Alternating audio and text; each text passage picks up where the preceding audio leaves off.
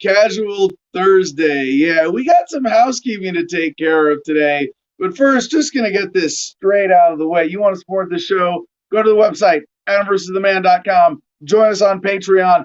$10 a month. Buy into the Producers Club.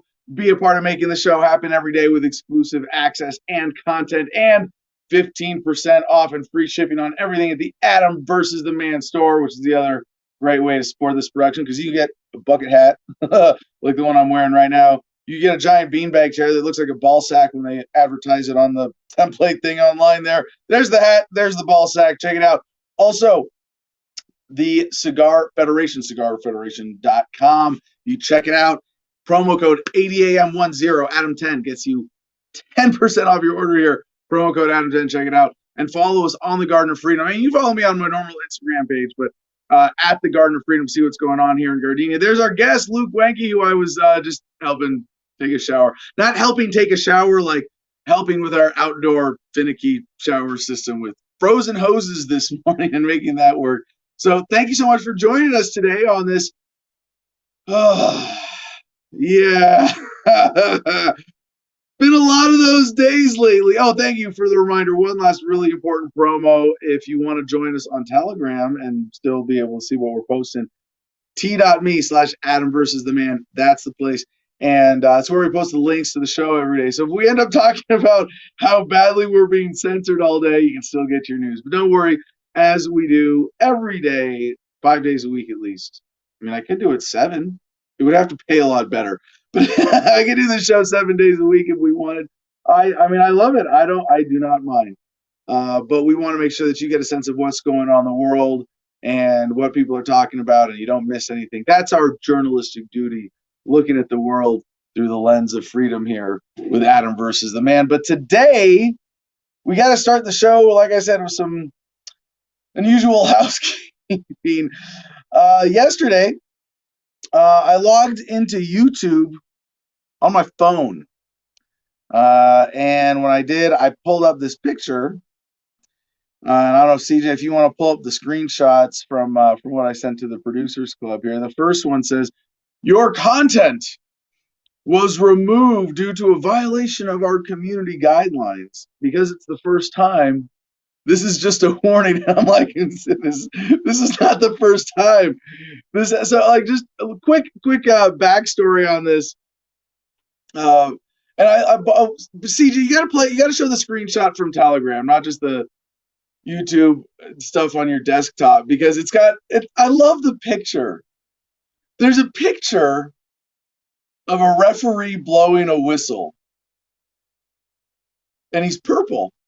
He's blowing that whistle so hard, he's not blue in the face. He's purple in the face, purple in the hands. This is obviously some kind of race avoidance thing, right? YouTube wants you to know that there's a referee who's going to blow the whistle on you. But we don't want you to feel like any particular ethnicity of a human being is blowing the race on you, so we're going to make him purple.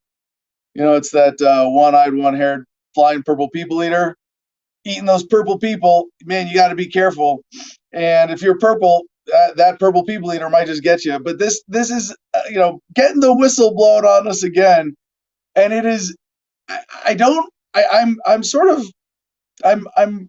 reticent to complain at all about YouTube for the incredible progress it is represented in advancing humanity through the potential and the power of the internet and the opportunity that it has given me. And even for me today, if you came to me and said, "Hey, Adam," like if you took away all me on the internet and said, "Hey, Adam, guess what?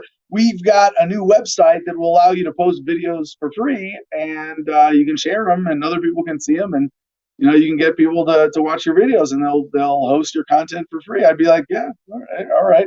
But it's kind of finicky. They're like, half the time they censor you for bullshit about, well, I don't know. If that was the only game in town, I'd still probably use it.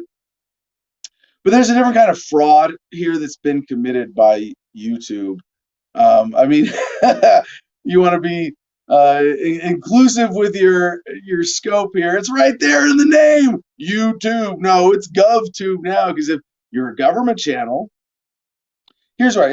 Just real clear. Why would I call it GovTube? I mean, aside from the fact that it was bought by Google, which has been essentially controlled by government for a long time, or the other way around, hard to tell sometimes.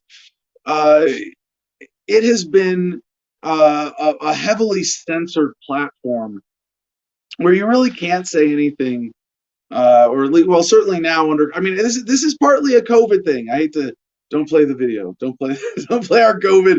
This is definitely not medical advice, right? Or no, I should say medical information now, because apparently that's the criteria for censorship.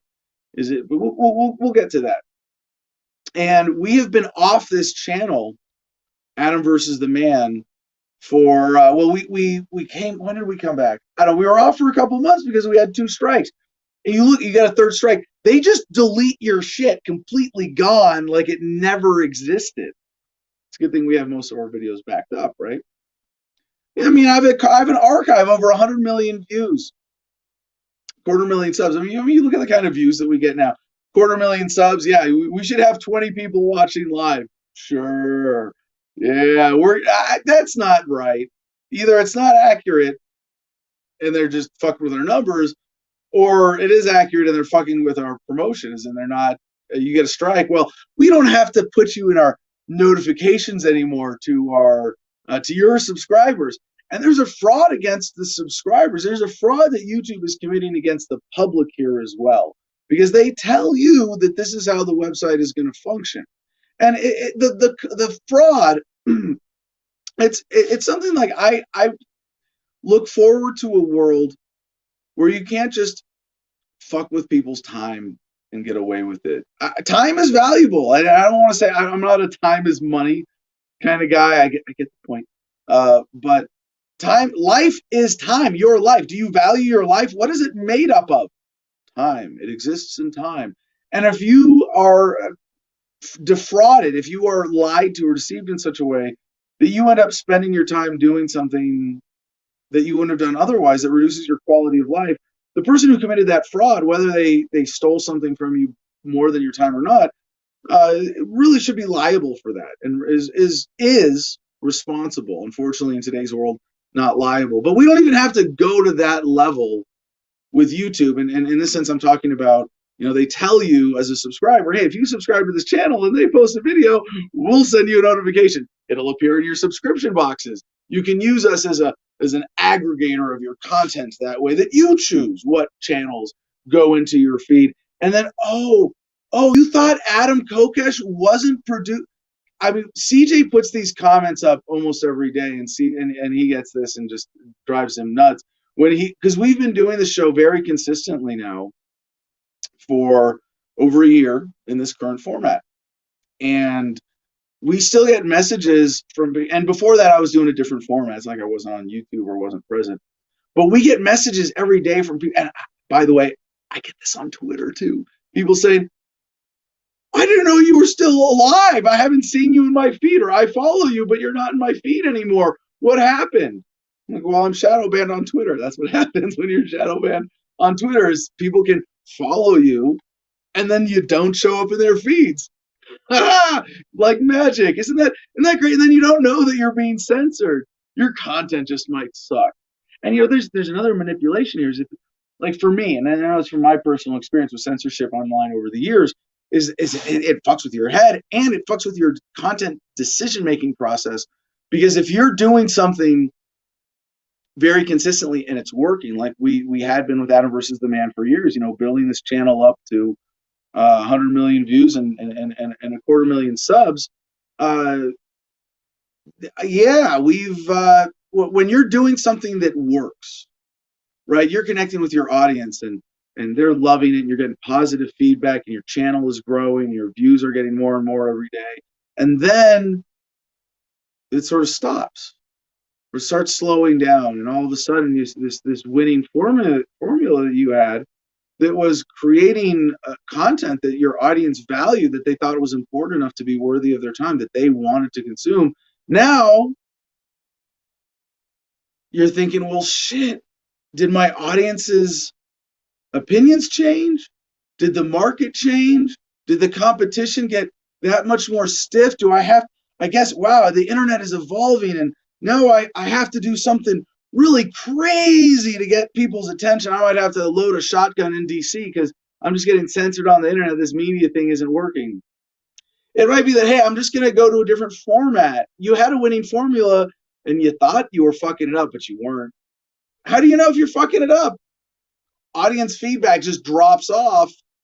Even if they tell you, hey, man, your content's awesome. Your show is still great. I don't know why people aren't watching. Well, every day now doing the show like this, we hear from somebody who says, holy shit, Adam, I thought you were dead. I thought you stopped producing content years ago. And then someone shared something on some other platform or let me know. And this is part of our struggle in independent media as a whole, is having to work around these mechanisms of censorship and shadow banning. And I mean, I don't know the answer because it really is insidious. But at first, you have to stop trusting liars. Yeah, I know. No shit. Stop trusting liars. YouTube is lying to you. YouTube is committing fraud. And this isn't even getting into the demonetization and the financial manipulation around all this and ads and all of that. But when we get strikes, like, it's hard to walk away. It's really hard to walk away from YouTube. And even though we are, and we kind of have, we have, CJ, produces this show and posts it, a bunch of different places, and we want help with that. We want to do more, and it looks like we're gonna have to go to Telegram. And Telegram, it's like you can subscribe to you can text individuals into regular texting. You can subscribe to channels, and it's like Facebook. You go on Telegram, get the app, subscribe to channels that you like. There are a bunch of people on Telegram who produce content on Telegram or distribute their content on Telegram. And they it's like a Facebook news feed without the censorship, without the manipulation, let's put the drama shit from your high school friends that you haven't talked to in years, front and center on your feed, and important news from your family and journalists that you're following at the bottom, or just not at all, so that they can continue the psychological manipulation of keeping you hooked into Facebook through the emotional stimulation that they give you like an addict. But what's happening now? Because now, under COVID, now is in this past year, COVID, I've described it the coronavirus because it's given everybody the excuse to do things that they always wanted to do but didn't feel comfortable doing before. Did you want to censor anybody who was a challenge to your authoritarianism, your statist political structure? And by that, I just mean just look at what we live under today. All the evils of the world, all the fraud of government, the police state, the surveillance state, the economic ripoff, we're going to borrow $10,000 in your name and give you $600 back and you should be grateful bullshit. The new excuse is, well, if you put out misinformation about COVID, you could get people killed. The funny thing is, never applied in the past, right? I could have told you before COVID, hey, if you eat, I don't know, if you eat 10 pounds of rat poison a day, you'll be as strong and healthy as me because I'm a fitness channel on the internet. There's tons of bad health advice, contradictory and information out there about your health. You look at all the health and wellness channels out there pre-COVID, all sorts of contradictions and craziness that was allowed because, at least at that point, in order to build up these platforms and the internet, they had to at least let us pretend that it was this place of an open, uncensored conversation where anything could happen and anything could be said, and the marketplace of ideas would work so that the best ideas would rise to the top and bad ideas would be challenged with good information and reason and logic. But when reason and logic fail and your lies are wearing thin, if you are the establishment, and yes, that includes YouTube now, oh, most definitely, where government channels and mainstream media channels can say whatever they want and never get censored, no question, they're whitelisted. But if you're saying anything that challenges the official line on COVID, you get censored. And this happens This has happened to our channel, over the past year, a number of times. And at one point, maybe I should read this, because we do get notifications from YouTube. YouTube is normally, a black hole for service, but now they're very eager to tell you about, hey, we censored this, we censored that, you're not allowed here anymore.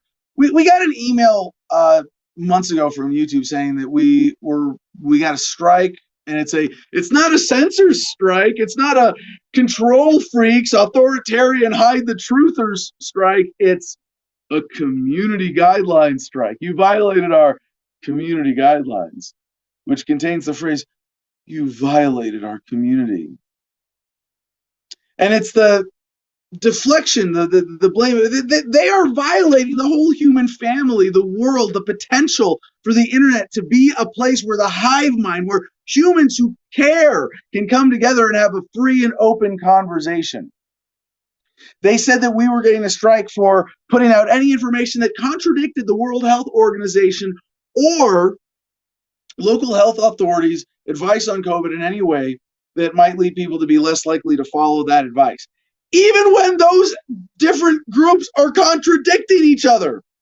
And in our case, we got our community guidelines strike for challenging an aspect of the effectiveness of the lockdown policy, and we're banned from posting or live streaming on YouTube for the next week, while the WHO changed their position to be in line with mine. I mean, we could argue all of the effects from this, but there is a much simpler argument from principle. Freedom of speech. You have the right to say whatever you want, and I have the right to not listen. Now, in the case of YouTube, but this is a private platform, Adam, and you're a libertarian. How dare you suggest? I hear you cry. Well, obviously, censorship can be justified. If you're on my property and you're just talking shit about me, I'm going to say, get the fuck out. I'm going to censor you on my property. You can't say whatever you want in my home. No. But on your own property with your own voice, sure. But Adam, YouTube, that's their home. That's their private property. If they hadn't taken so much money and benefit from government over the years, that might be true. If corporatism wasn't a thing, that might be true. If they didn't benefit from the infrastructure that Obama wanted to remind us, you didn't build that, yeah, it might be true. But it's not. And even if you want to adopt this entire framework, you want to take that out of it and say that, YouTube, Google are not government agencies, because they are. They're government agencies. Well, I should say they started as companies, as private companies that have been brought into the fold of government. They've been commandeered in some ways, right? And in some ways still technically privately owned. I mean, you could call it like the Federal Reserve a public-private hybrid partnership kind of institution. These major corporations, these tech companies, certainly Facebook, Google, subsidiary YouTube, Twitter. Twitter not so much, but now, yeah, with their censorship, they're right up there. Very disappointing to see Twitter go this way over the last few years. But now, what is this strike? The current strike. Your content was removed for a violation of our community guidelines. Because this is the first time your account isn't affected, you're only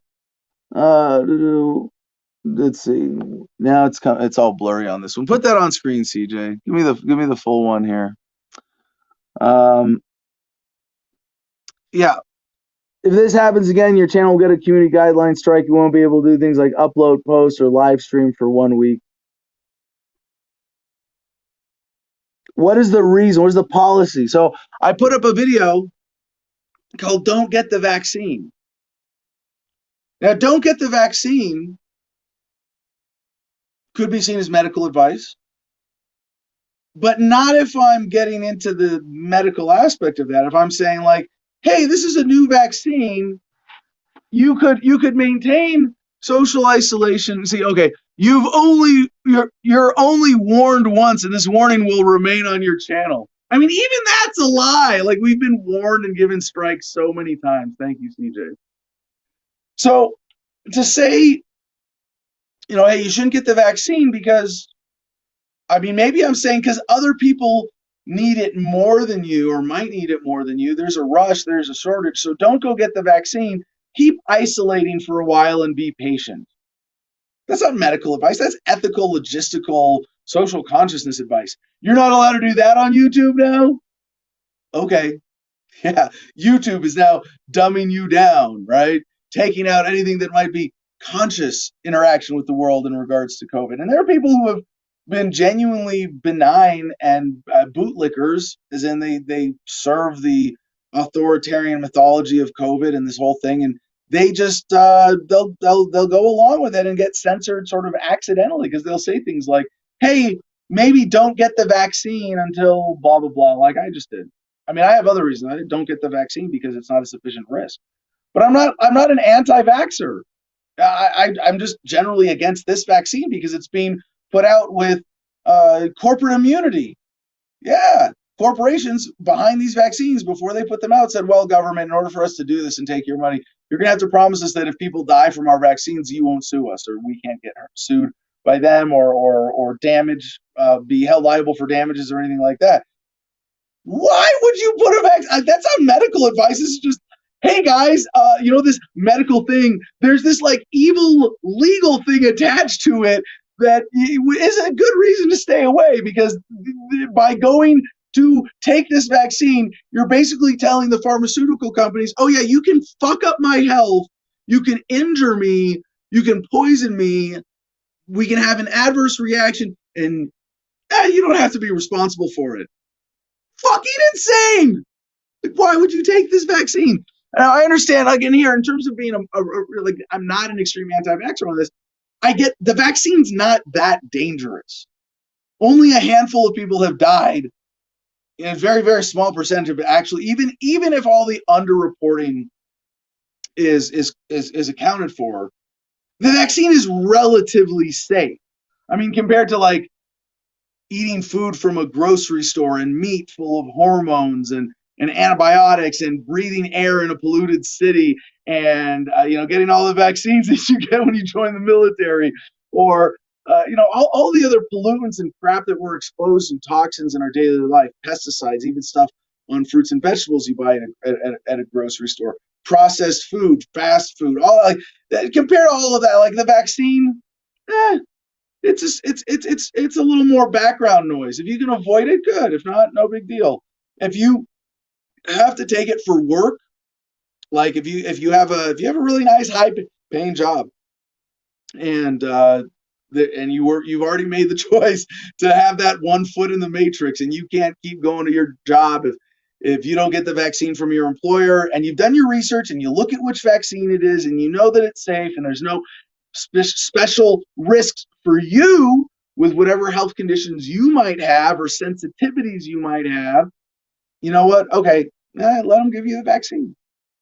Otherwise, I say, even if you want it because you're afraid of the virus, wait, right? Just if you can do a little hygienic distancing for a while and wait, we're going to know the longer we wait to get the vaccine as individuals, if you want to get it, the better it's going to be. Like, why get the one that was rushed to market and first out the gate? They're already talking about changing the formula. Is this medical misinformation to report what I see, repeat what I see reported in the mainstream media? That now they're looking at, for one vaccine, potentially a third jab will be necessary, or a series of booster shots. Oh, geez, someone's going to make money off of that. But at the same time, they're exploring a vaccine that is effective with only one dose and one shot.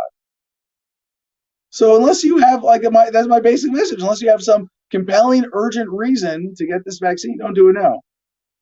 And for that, YouTube censors me for medical misinformation.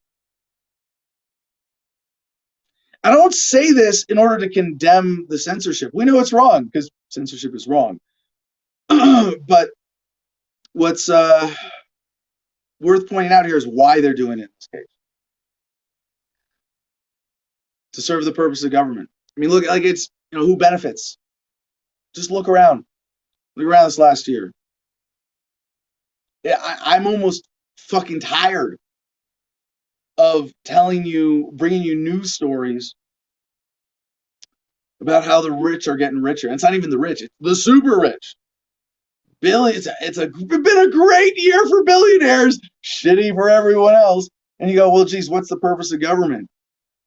Oh, yeah, to keep the super rich getting richer and the rest of us getting relatively poorer. Yeah, at our expense. The government is working great. This isn't a crisis so much as it is a boom for statism and the ripoff of the super class.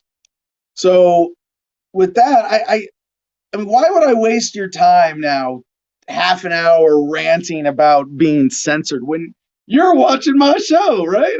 Why would I have a problem with you? It's not, obviously, if you've made the effort and you've tuned in and you've set an alarm for 9 a.m. Pacific Monday through Friday, when we're going live, or that you go find our. But see, even this content was removed. One of our prior podcasts just boop gone because medical misinformation.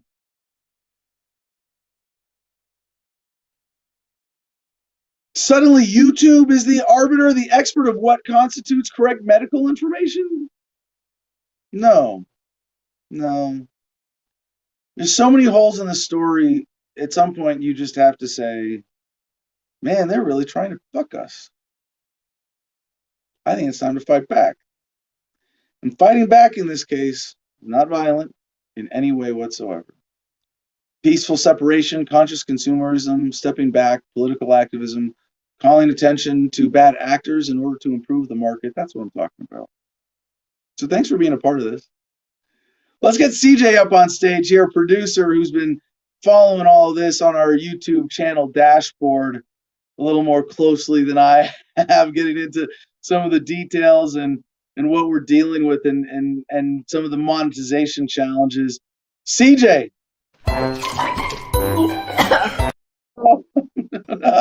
No, don't do it. All right, we should just have that beginning of the show, right? None of this is medical information or advice. It's all parody. Don't listen to us. Oh my God.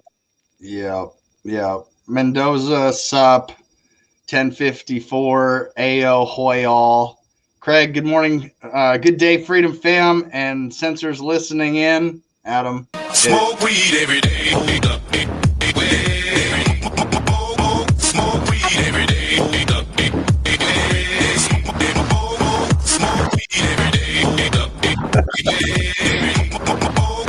Okay, yeah, Rob, we're going to get to that story. Full Reserve breaking yesterday. Oh, yes, we're covering that. Don't worry. Like I said, we're going to get to all of our hardcore headlines. We got a couple stories we got to cover. We got to finish this topic with CJ, Jeff State. Anyone ever tell you have a resemblance to Vladimir Lenin? Yes. Thank you for pulling it up, CJ. When I go bald and have to trim my facial hair back down, I'm going to look a lot more like Vladimir Lenin. But yeah, that's why I don't do my hair that way. I do it like this. Yeah. If you put a picture of this next to a picture of Lenin's hair, you wouldn't see any. I wouldn't say there was any resemblance. No, like that's funky hair going on there, Adam. I have Super Saiyan George Tsoukalos Jufro. That's why I'm wearing a hat this morning. Rob B, just submit to the state, Adam. You'll get what you need.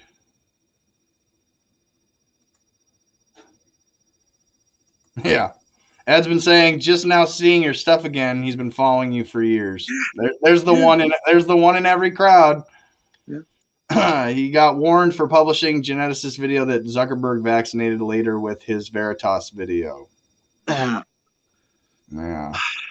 So about the sticking with us part for our loyal audience, one of the things that CJ is inclined to build and invest in is our Patreon page, Ohio Talent SS. I'm the guy that thought you were dead. Wait, go back.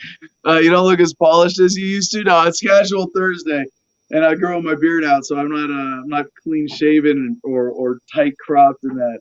And I'm growing my hair out. It'll be very polished when I can put it back in a ponytail properly. That's what I'm going for. I've never had hair longer than like a little longer than this, and that was when I was in middle school. But no, to the important things here, CJ. Like I said, we've been doing the show very consistently for over a year now. Really inspired by the start of COVID season, and I love this model. Like I said earlier, I could do this 7 days a week. You know, get up every day, look at the world, and help people look at the world and have a fun conversation about it. My dream life, man. You know, like, and I'm as long as CJ is here and Jim, who's working in Phoenix today, unfortunately, and the producers club and the core team is behind the show. I'll keep doing this 5 days a week at least. So find it. Like that's the thing is you have to be a conscientious consumer of information. You have to be engaged and you have to seek out what's important. You cannot you can trust you can't even trust YouTube videos to play reliably anymore. Shit. Yeah, no.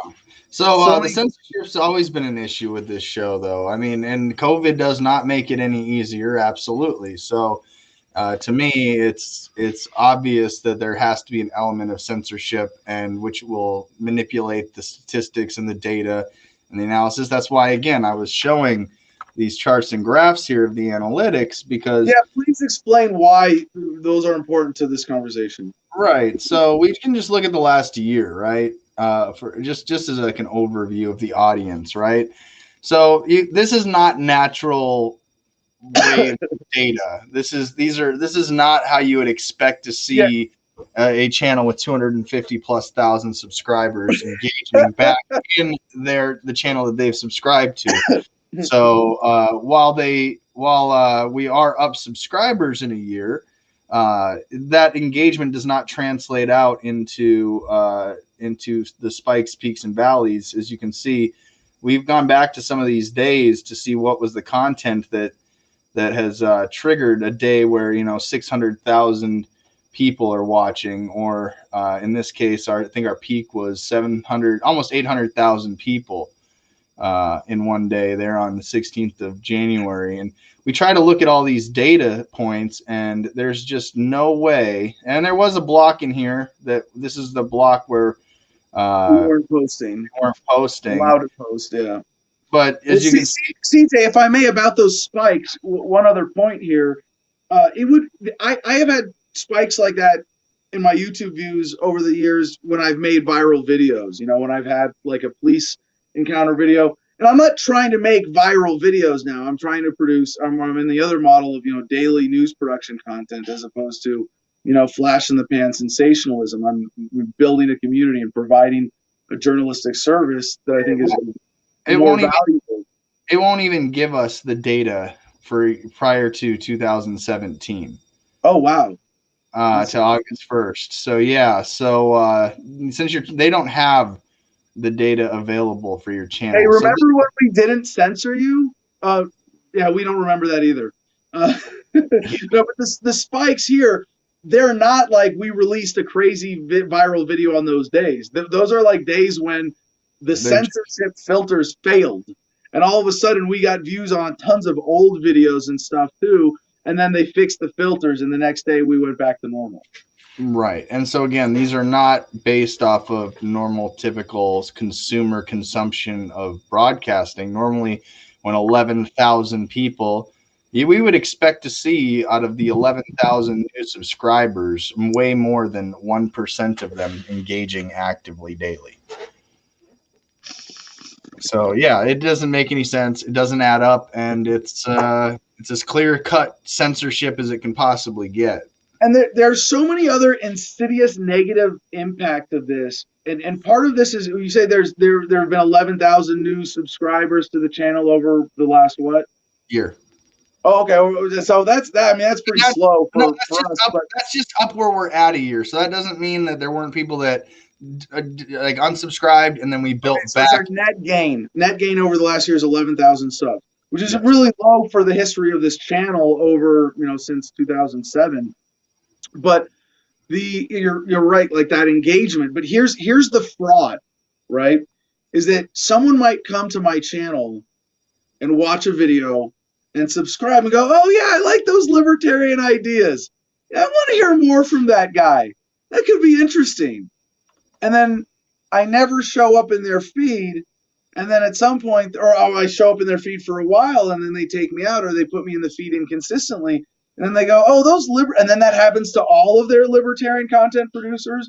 But all of the mainstream news channels that they've subscribed to are perfectly consistent in their appearance in their feeds. And so then there's this, well, geez, I guess libertarian content producers are shitty and unreliable and inconsistent, aren't they? And then that becomes self-fulfilling because then they're less likely to pursue, share, and engage. And it's also perpetuated from the other side of, well, you're demonetized. It's a lot harder to have quality, reliable productions when your income not only is taken away, but comes and goes inconsistently. And it's not that like, hey, I get it. That's part of the fun of this, like that it comes and goes inconsistently in relation to your work. But when you're also going, fuck, how did the rules change again now? That's not what we're looking for with this experience with YouTube. And in that sense, there are layers and layers to this fraud. Sorry, that was the Queen of Meth.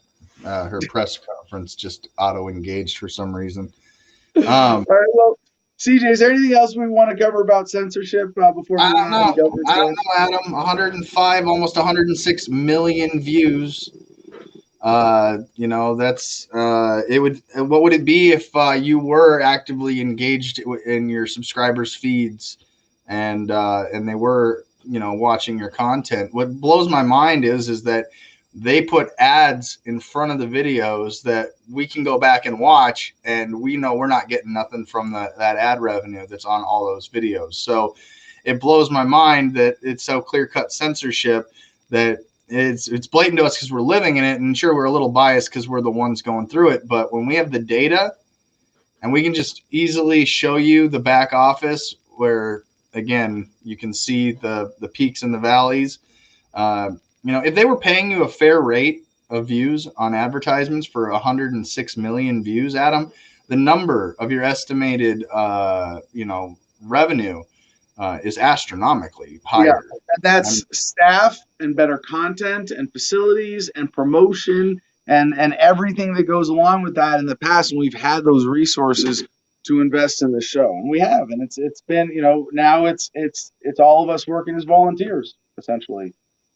Yeah, yeah, I love it. It's so great. I love it.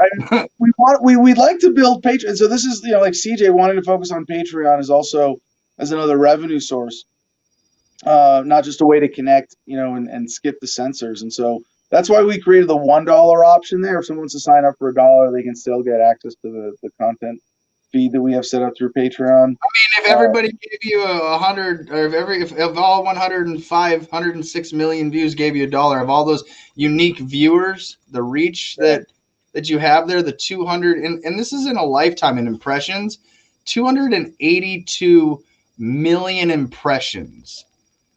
I mean, this is something where, again, the disconnect for me between how our platforms are building versus what the numbers are showing and engagement. Now, are some of those going to be your haters that just want to see Adam Kokesh get crushed? Sure, but how many of those 282 million impressions support you? And I'm betting it's more than 250,000 subscribers. I'm betting it's more than... no, you look at our subscriber count over time, you can tell that's manipulated to the impressions count, 282 million impressions. Yeah. So none of it makes any sense. We're not Google censorship. Well, I shouldn't say we're not Google censorship experts. We kind of have to become one. But we definitely have a red flag here. And I'm just saying that's I got distracted by Illinois 4545. CJ, how could Adam get crushed in that boonie hat? Unprecedented. That's a different Adam versus the Man show. Anyways, yeah. So it sucks because you're right. It would be a lot of resources and being able to pay staff and people that would get paid for their work and their time. And so it's the potential is there. I mean, all we need is YouTube to stop clasping down the hose and let the content be put out to those that want to engage in your content. But they won't do that because, well, you're a libertarian, Adam. You're not a statist, Adam. You're not Fox News, Adam. You're on the outside. You're not the guy that they're going to go, here, listen to this guy talk for 2 hours while he tells you how the government's fucking you. I mean, they're not. It's not like you're going to get the award for most libertarian, although there is an award you can pay for that is that. But again, we can't pay for that if we're not getting the actual revenue needed to be able to do that. So yeah, somewhere in this office, I have my silver play button plaque that YouTube sent me. Don't bring it back, Craig. Come on, Craig. Don't make us do it. Don't make us do it. Craig wants to bring back Adam Loves the Man. I mean, maybe we could throw out an episode. We can come up with a story. I mean, Adam can get locked in the shipping container again, and we can have status Adam for a day. Maybe we could try. Man, just mentioning that, having not done Adam Loves the Man for a couple months, we PTSD did it for 1 week, right? My PTSD is already kicking back in. Yeah, well, I'm already like, well, it's not for me. It's not that, but I'm like, oh shit, is everybody gonna be okay? And I'm also like, I can't just. I mean, like you had me audition the character a couple times before we launched into my alter ego publicly, right? Can you really do this, Adam? And yeah, like off the top of my head, I can kind of go, okay, yeah, like let me play devil's advocate and take the statist position, and I can be funny and obnoxious with it. But man, like to really get into that character, I had to like, oh, okay, here we go. You know, like buckle up. I mean, it tested all of us. I think Jim really. I mean, you know, we didn't really know what direction this character go. We had to plot his death. I mean, if that tells you anything, go back and watch the Adam Loves the Man series. There's a highlight video if you want to break it down. The video on Peter Yapel's channel with the death. I still haven't watched it. I still haven't even seen the death. So yeah, I don't want to. Like we did this thing with hot sauce coming out of my nose, so it looked like I gave myself an aneurysm. I want to see this still to this day. I need it for closure, Adam. I mean, but remember, Craig, it's always just a button click away.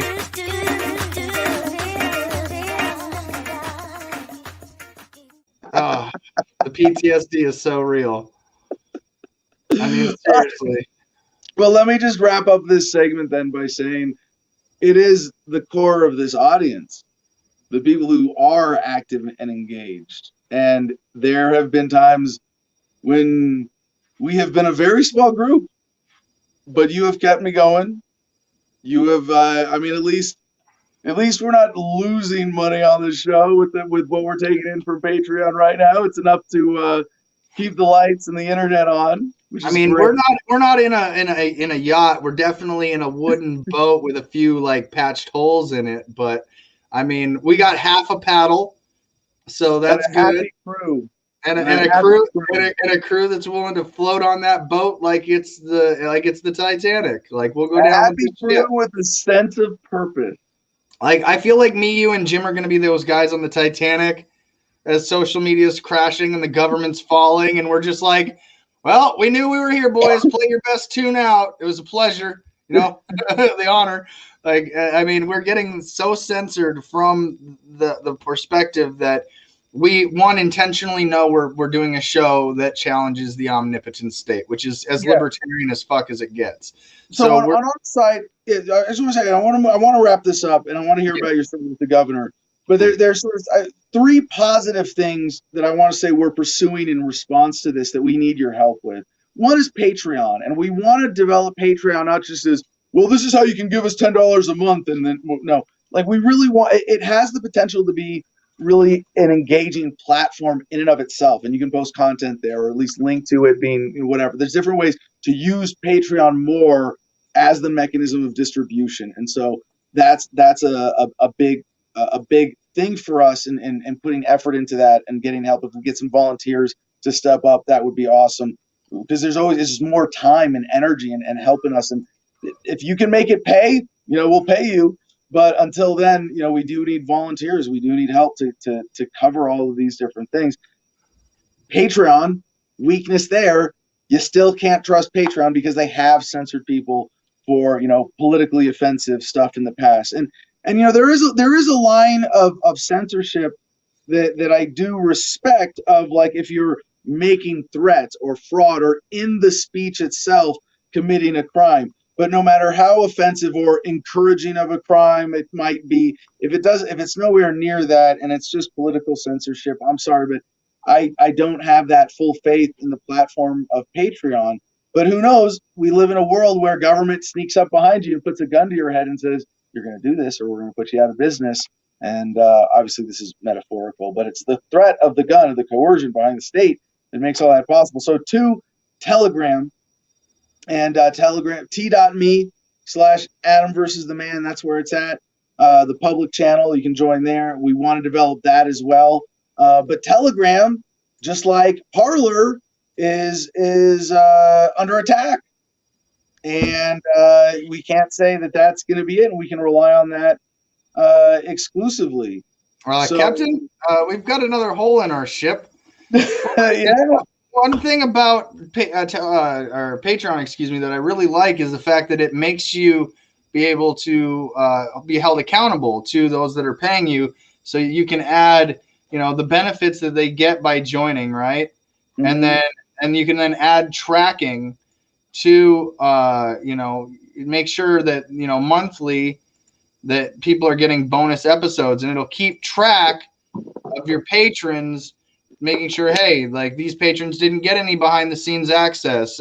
And what's cool is that it will not charge you unless we fulfill our obligation to your tier level. So that's another cool feature. As far as censorship on Patreon goes, I find that the censorship only comes from those that are posting publicly. When you post to patrons only, there's a you can go a lot more into that censorship now because it's more of a private space, right? But again, you have to then use their streaming platform, which I think is called crowdsource or something. You have to pay for it compared to the free version where you have to still go through the Google machine, and that's where people are getting censored most. So, I'm not that familiar with it. I'm thinking back years to when I think it was Lauren Southern and like one other sort of alt-righter type was censored off of Patreon. Right, and that's probably because she was posting more towards the public side of Patreon versus privately to Patreon. Because once you put out publicly, it's going to be way more likely to get red flagged than what you're producing to people that pay for your content. Even if it's subject to the same system, just not less likely to be reported by anybody in the public. But then it would be just as easy because they do shit like this. I mean, this is like troll farm tactics that we've seen in the past of like hiring someone to watch your shit and flag it and go through and flag. Like we've seen this exposed and particularly deceitful ways with Facebook and gun groups, where anti-gunners will go and report people talking about guns. Right, but at least they're paying you $1 to get behind your paywall. At least, like, all right, pay me the $1, get behind my paywall, and report it. And then you can punch a hole in the boat. All right, but the third thing is crypto-based platforms and looking at investing the time and energy that we don't have on our team into BitChute and Brighteon and you guys have a BTC wallet address. Yes, and that's on my to-do list right now. The Freedom Fund, which was a place for people to donate to me just in general, crypto and whatnot, was hacked, and I have to get in with my service provider and figure that out. I'll get to that today if you want to donate crypto, but more importantly, if you want to throw out some crypto to sponsor the show, send me an email, adam@thefreedomline.com.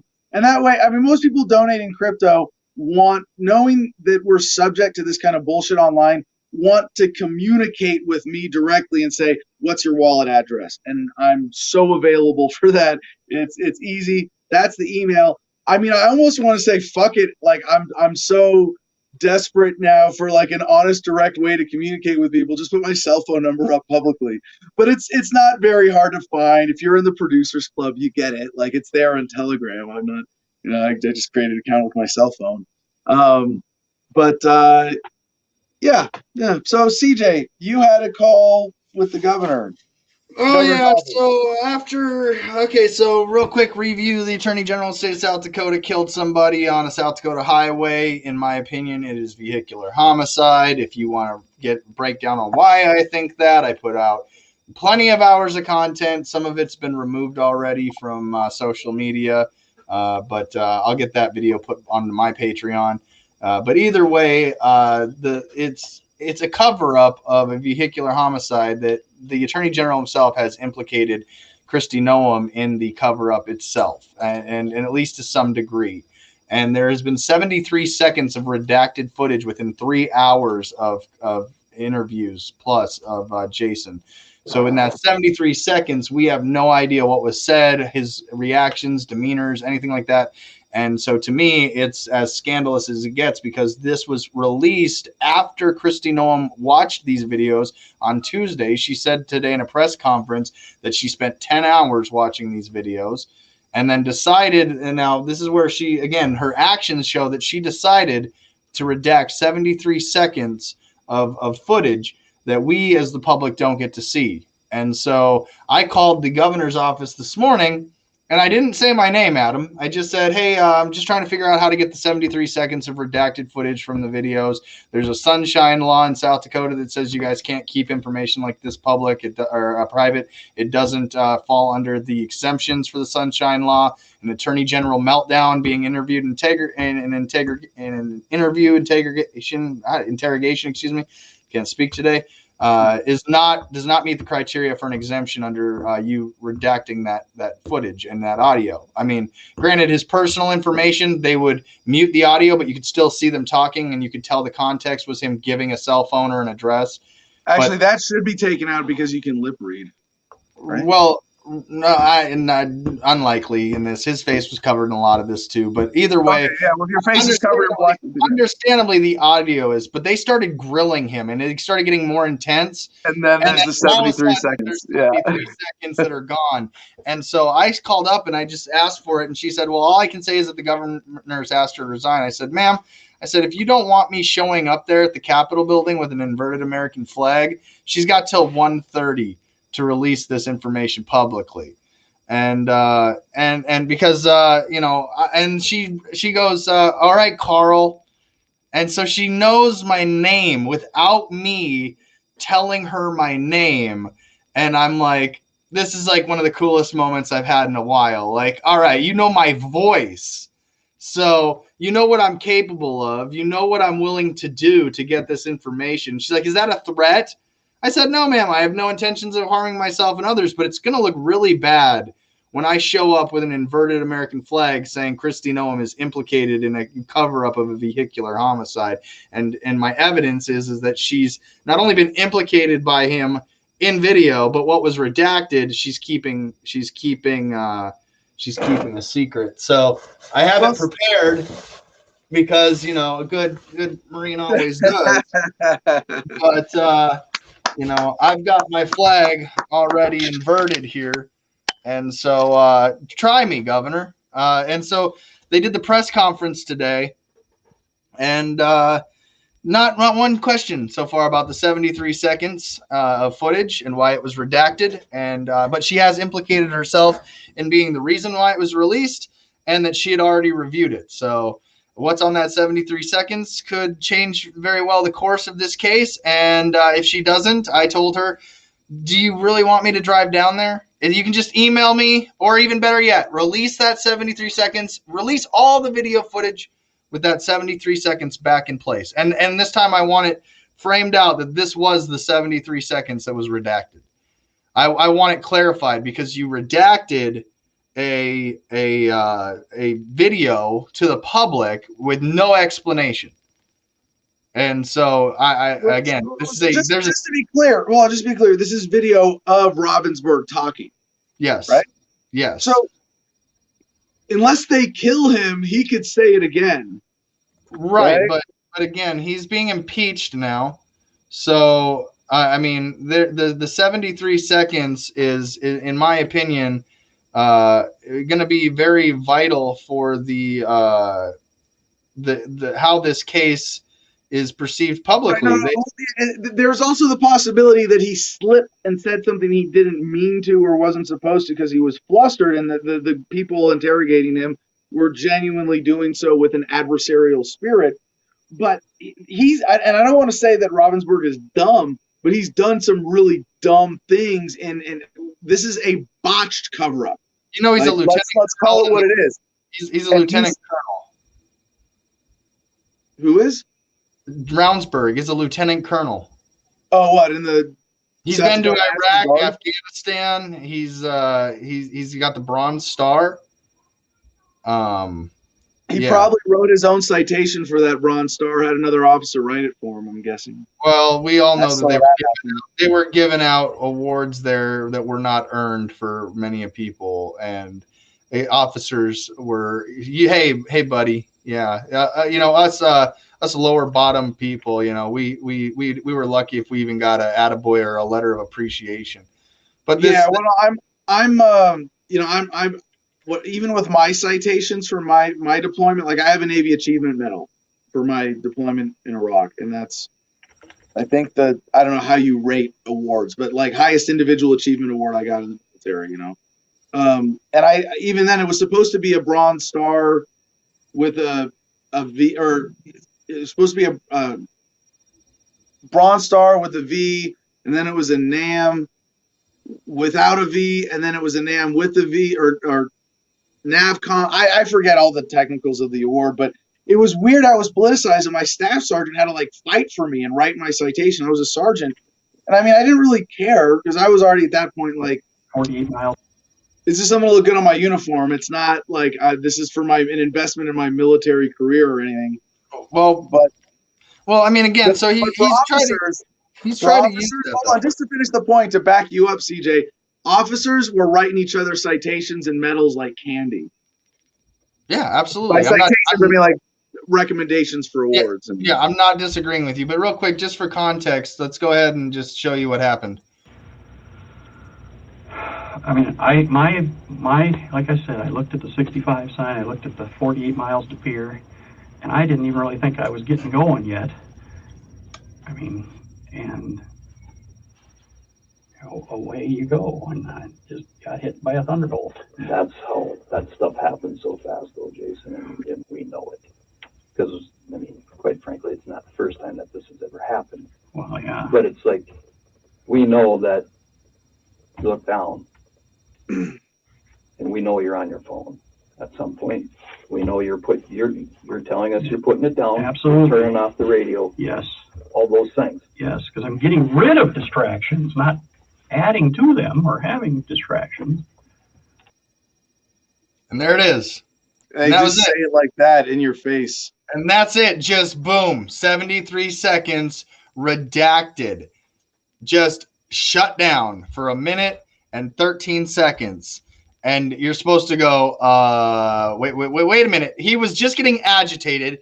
He's about to have a meltdown. What did he say after this? And everyone's just like, nope. And so, yes, he does implicate Kristi Noem in fear of her, that she's going to control the media into the narrative she wants, essentially. He gets relieved when he finds out that it's going to a prosecutor that he's buddies with. So, and then he ends up with 3 misdemeanor charges, and they're like, well, in order for it to be homicide, he has to be on drugs. And that is not true. Independent clauses with sentence structures separated through commas are not dependent on each other. So you can kill somebody negligently and still commit vehicular homicide. And in fact, Adam, there are 3 cases in South Dakota that at least achieved a manslaughter charge at the minimum. And these are all within the last 6 months prior to Jason he was the attorney general when these people were charged with manslaughter and vehicular homicide. And they all said the same thing. It was an accident. I didn't mean to, they were all still charged with felony, either manslaughter or homicide. And none of them were on drugs. So, yeah, it's kind of going to be hard for them to really get around this one. Do you think there were any drugs involved in this case? or just You know, distracted driving? I'm not going to say drugs. I 15 hours after to take a breathalyzer or blood test is irrelevant. So we will never know if he actually did consume. Now, the investigators say they talked to the bar owner and the waitress and a few people that were there that didn't see him drinking, but it's a Republican and friendly event at a Republican friendly bar. They're not going to report him. They're Right. not they're going to protect their own. But the thing is, he had enough reason to flee the scene, even if not avoiding a drug test. And it's more, it really doesn't matter if it was, but you don't think there's any particular evidence to support that he was drunk or on.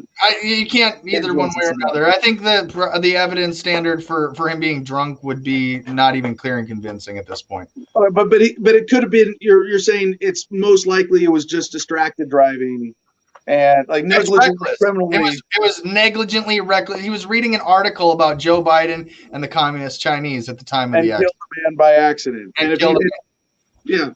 Yeah. All right. And maybe alcohol was involved. And just for the record, this is the guy that this is just what last thing in closing and we can leave it for here for today. But just for the record, this is the same attorney general that argued to have manslaughter charges and anything higher, a stricter punishment. So right. But to the 73 seconds, Kristi Noem has until 1:30 to release the 73 seconds. That's in 1 hour and 27 minutes. Or you might just end up seeing me get in my pickup with this flag, and I'm going to go get in everyone's grills in front of their desks with an inverted flag. Can you produce the show from there? Because I would totally support you, like, staking out the Capitol until the 73 seconds.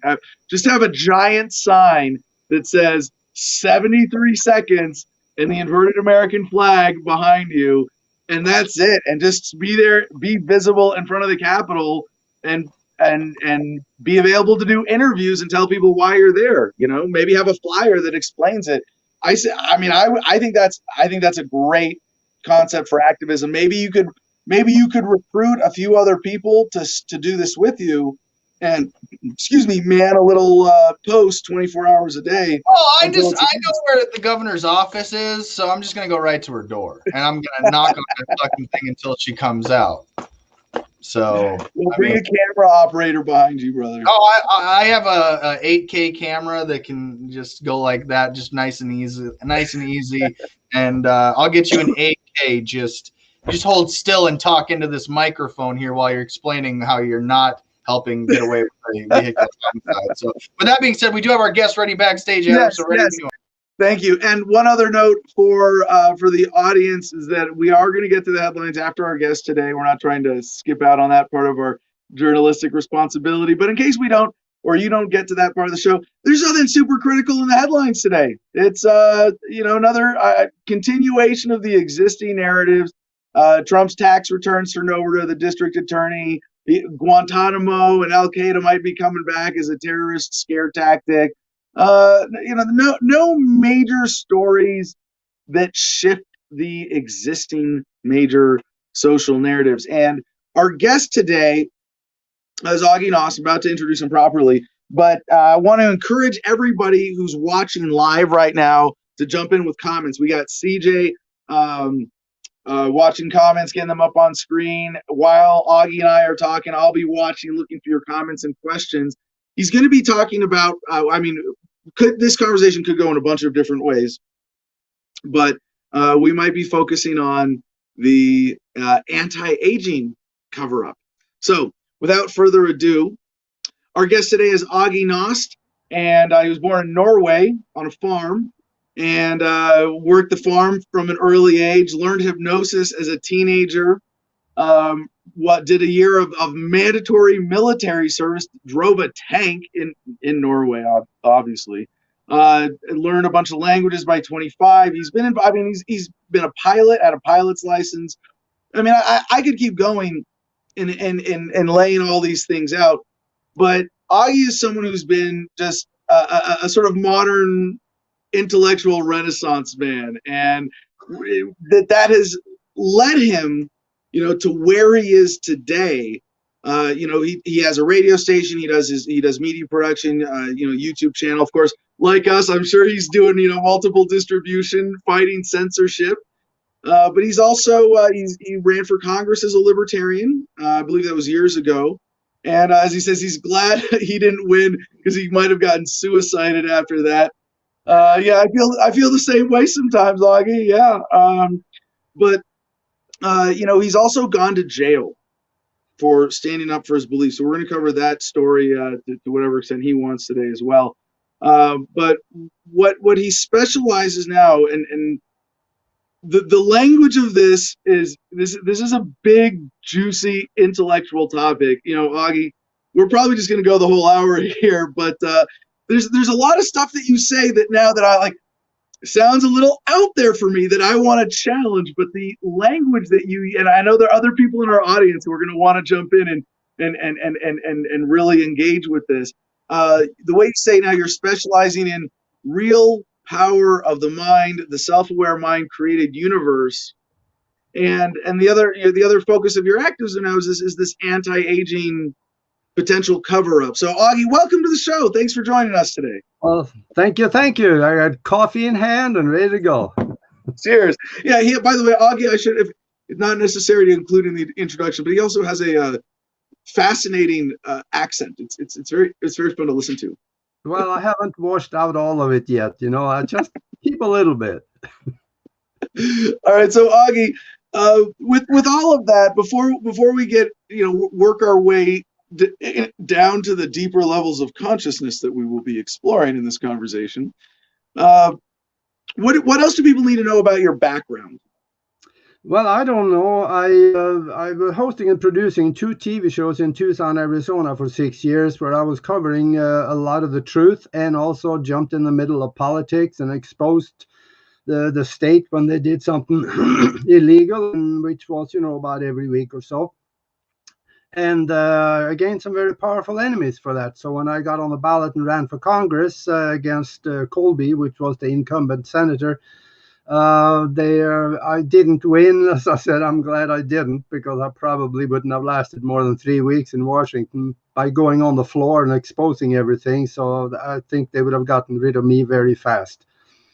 But I'm still here. And I'm still doing this, so I'm having the time of my life right now. All right. Well, tell us about the experience with civil disobedience and going to jail. This is kind of a deep story, because there was a friend of mine in Tucson that was being attacked by the local city, and they were trying to take 5 of his properties away from him, houses. And being a paralegal, I helped him with the paperwork a little bit to get him to, keep some of those. And by it was all done, we were able to keep one of them for him. And that's, from what I understand, what he's living in right now.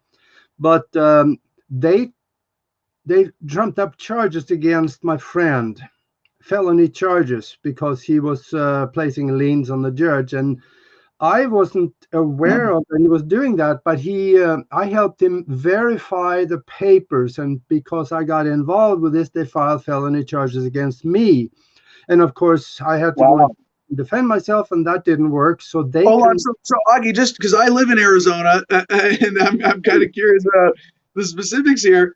You said Tucson. Was this Tucson city government through what agency was engaging with the judge, like zoning or code enforcement or what?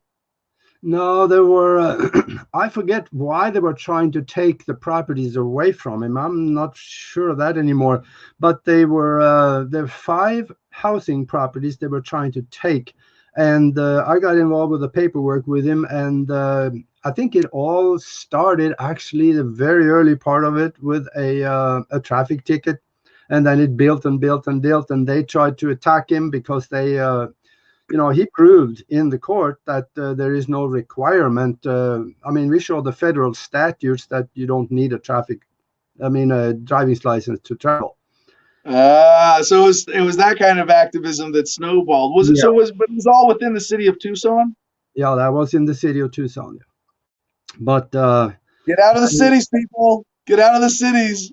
Unincorporated rural Arizona, Gardenia. We are so much more free. But yeah, no, it's absolutely a righteous cause. How did that end up? What was the felony they charged you? How did that actually lead to time? the fix was in, because they wanted me off the air so bad, because I was exposing them all just about every week. And the judge in the trial, before the trial, in the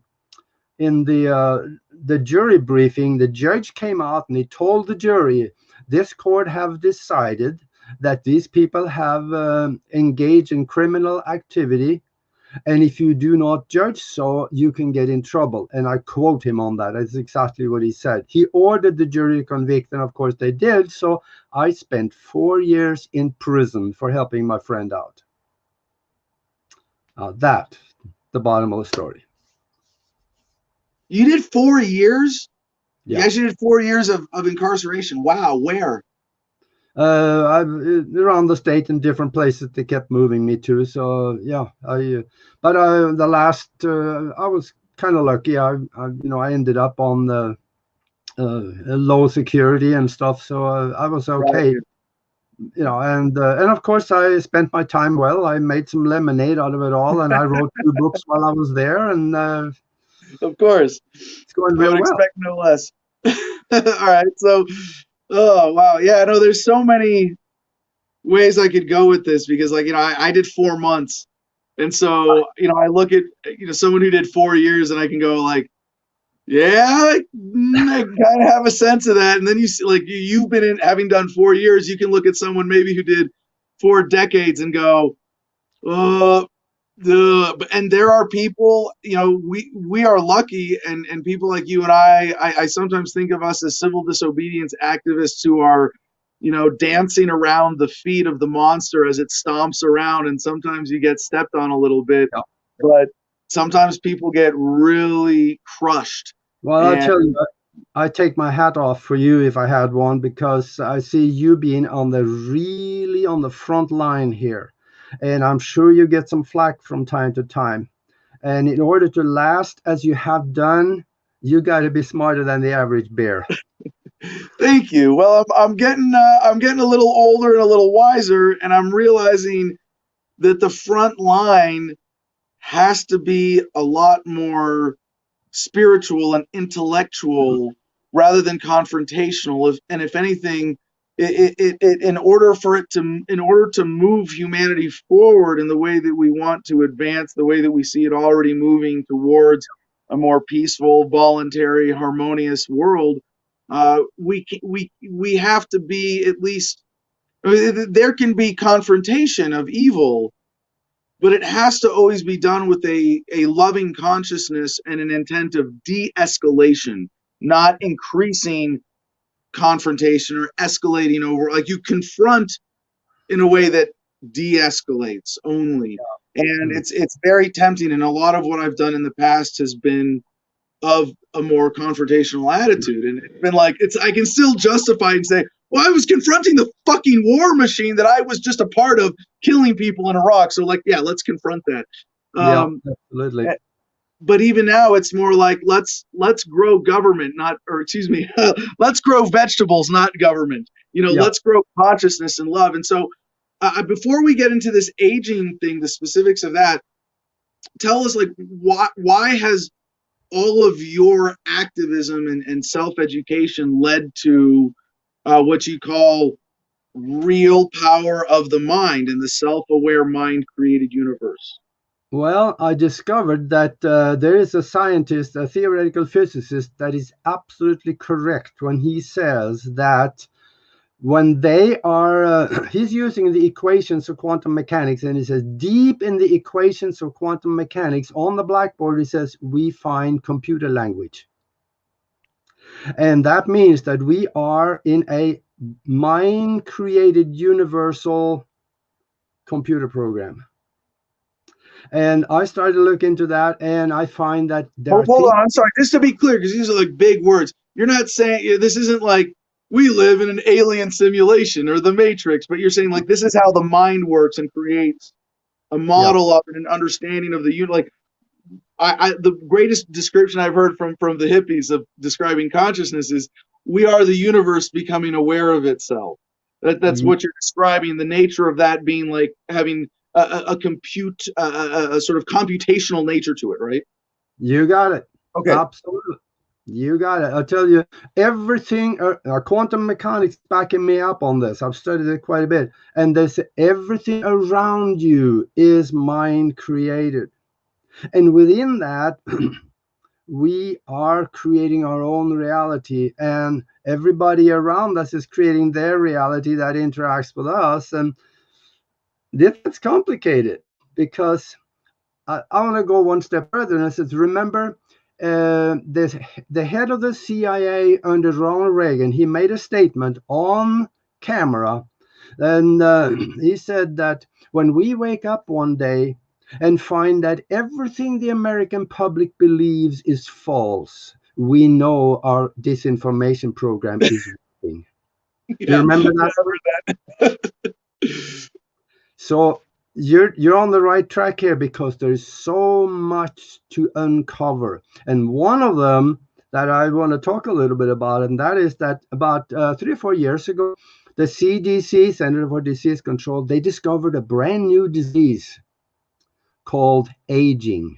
Hold on, Augie. Before I don't even want, I want to respond to what you said, because I don't want to move on to that topic yet.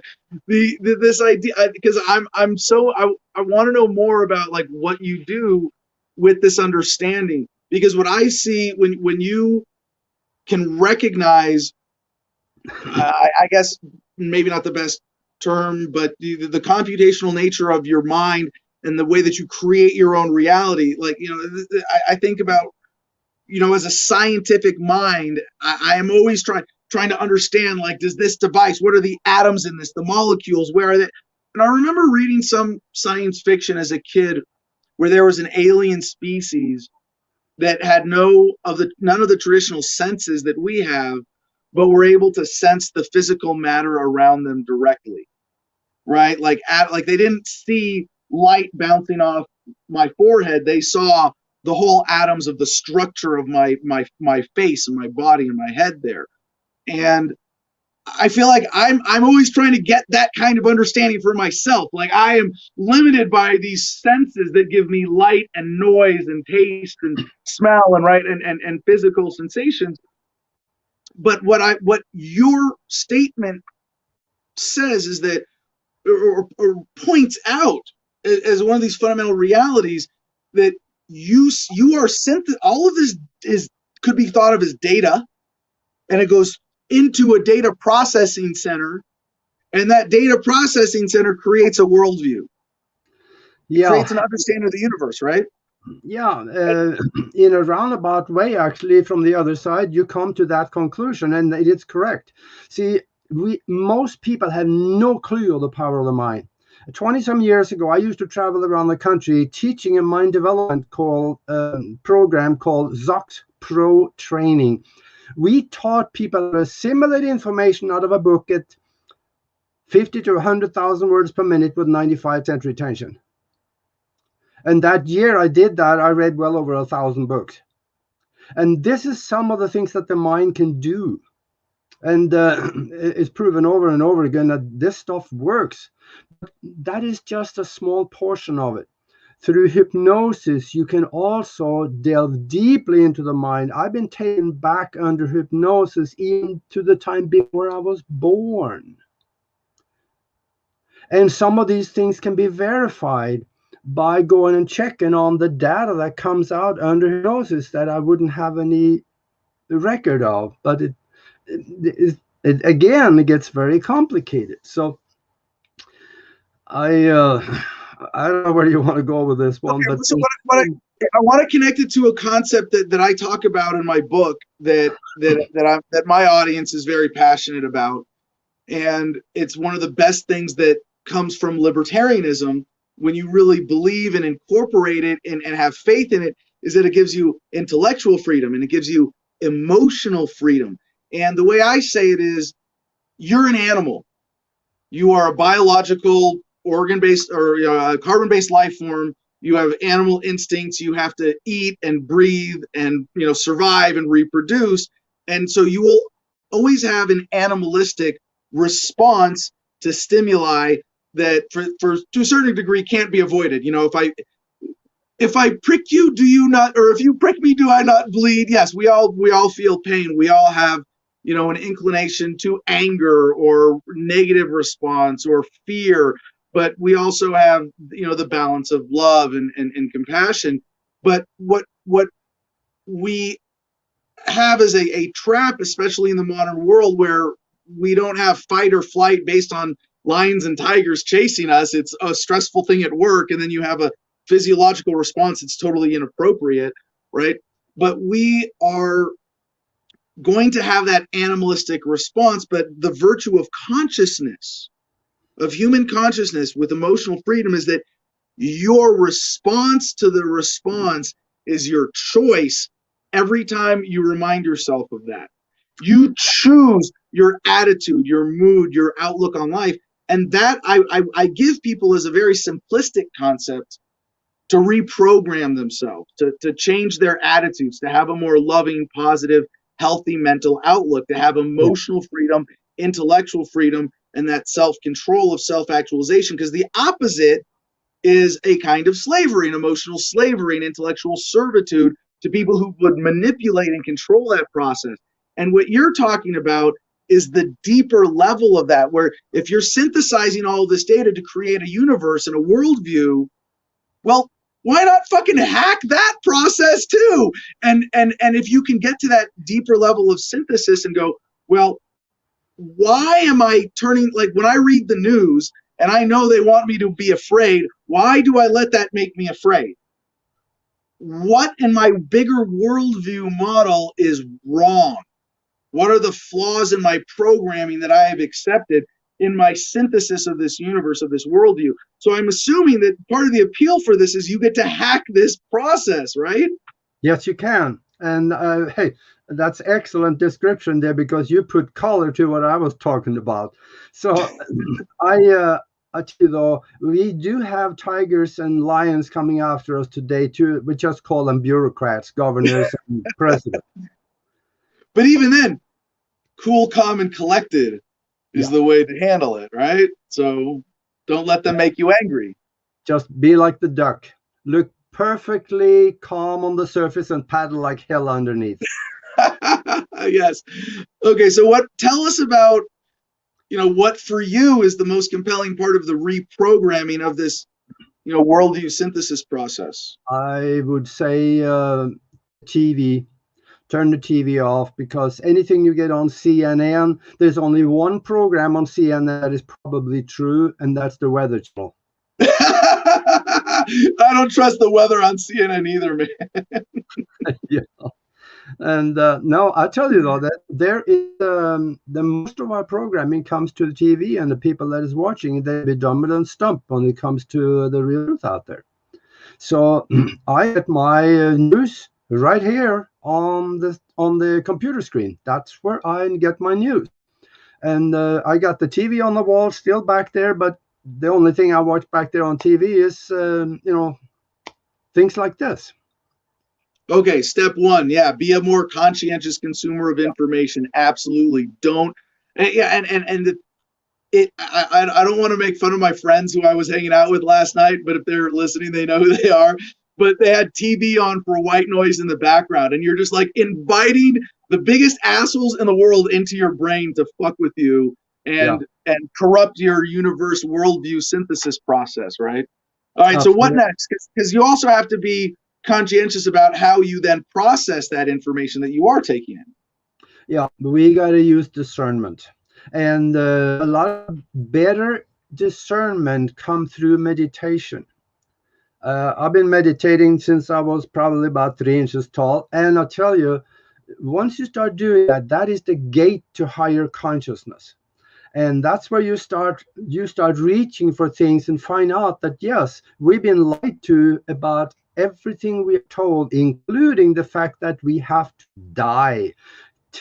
The Nobel Prize was given in 2009 to 3 doctors for discovering an enzyme. Hold on, I know. I'm gonna stop you, man. I know you want to jump to this. I want to get all the reprogramming stuff out of you first, because even with what you just said there, I want to. What's your daily meditation practice? I I do a little different, 20 minutes for one time, but I also do 2 or 3 minute meditations during the day sometimes when I have just a little break. Then that is just to open up the channel. So you get a channel going into the subconscious mind and out to the universal mind. So you exercise that channel all the time, because that leaves you open for impressions from the universal mind to come all the way up to conscious understanding. And when we do that, we get stuff, important stuff. Yeah, I need to get more consistent meditating. I'd like to think that I have various meditation practices in my life, like, and not so much lately with COVID, but I used to do yoga in classes pretty consistently, and that always ends with a really great meditative experience. And then, sometimes when I go to the gym, I'm on my phone all the time, but sometimes when I go to the gym, I'm just, okay, I'm zoned out on focus, and I get, that physical meditation. And then sometimes, like doing yard work or construction work, or it's, manual labor just over and over again, there's a kind of meditation there. But I really do need to get into that still receptive mode of meditation, I think, more consistently to get that benefit. Yeah. On one of our websites, I'm teaching a class on meditation there, and self-hypnosis and a lot of other things that can be accessed.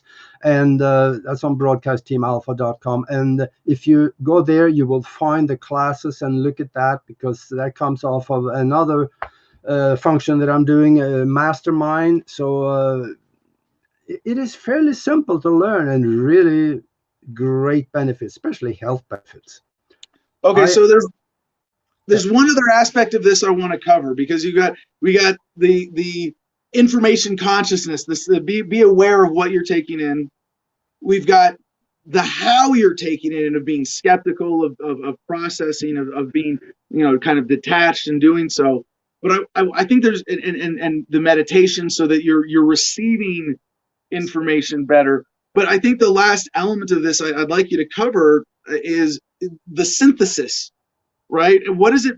Because I talk as a libertarian on the show that I very much value the worldview that I have created, but I happily admit that it's sort of limited to my understanding. Like I have in my career focused on an understanding of politics and economics and social interactions and this dominant paradigm in political ideas. And I can say, in that sense, I have a really good, true, accurate, well-developed worldview compared to the average person. And but in terms of the rest of my universe, I don't know. I'm probably better than most, but I want. What can you tell me then about all of this information as I'm, living and bringing it into my life to create that? I would bet money that you would also say you have a certain pride, perhaps, or satisfaction in the worldview, the universe that you have created in your mind. So then tell us, what is that? What's the value of that? And how did you synthesize that? Well, I would say you used the right term, that I have created in my mind, because that's what I've done. The mind creates everything around us. So I have designed my future.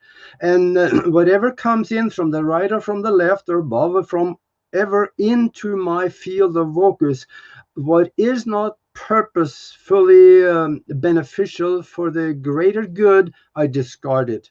It doesn't even exist in my mind. When I see crap coming in, I just leave it right on the sideline, and I keep my eye on that visualized image of the future that I want. And I visit that thing every day, going back and forth. And that creates actually that timeline going to it. And that's how quantum talks about it. And when we do that, we get drawn up that timeline to that goal in the future we created for ourselves, and nothing else matters. We just don't even see rocks in the road getting there. I love it. Yeah. You are sort of inspiring and challenging me on a level that I don't get very often. I just want to remind the audience, and CJ, I don't know if everybody's so enthralled as I am with this conversation that they're just not even commenting anymore. But if you want to get comments or questions for Augie, put them. If you got questions, put them in the comments. CJ will be getting them up on screen here. So Augie, to this aging issue, there were 3 doctors who discovered an enzyme that reverses the aging process, and this has been buried since then. Nobody told us. This should have been the most extravagant health news this millennia. But nobody dares to talk about it. So once in a while, I see a naturopathic doctor maybe mention it. But otherwise, the thing is that it is there. It's not just me talking about it. Go to the Nobel Committee's website. Scroll down to 2009.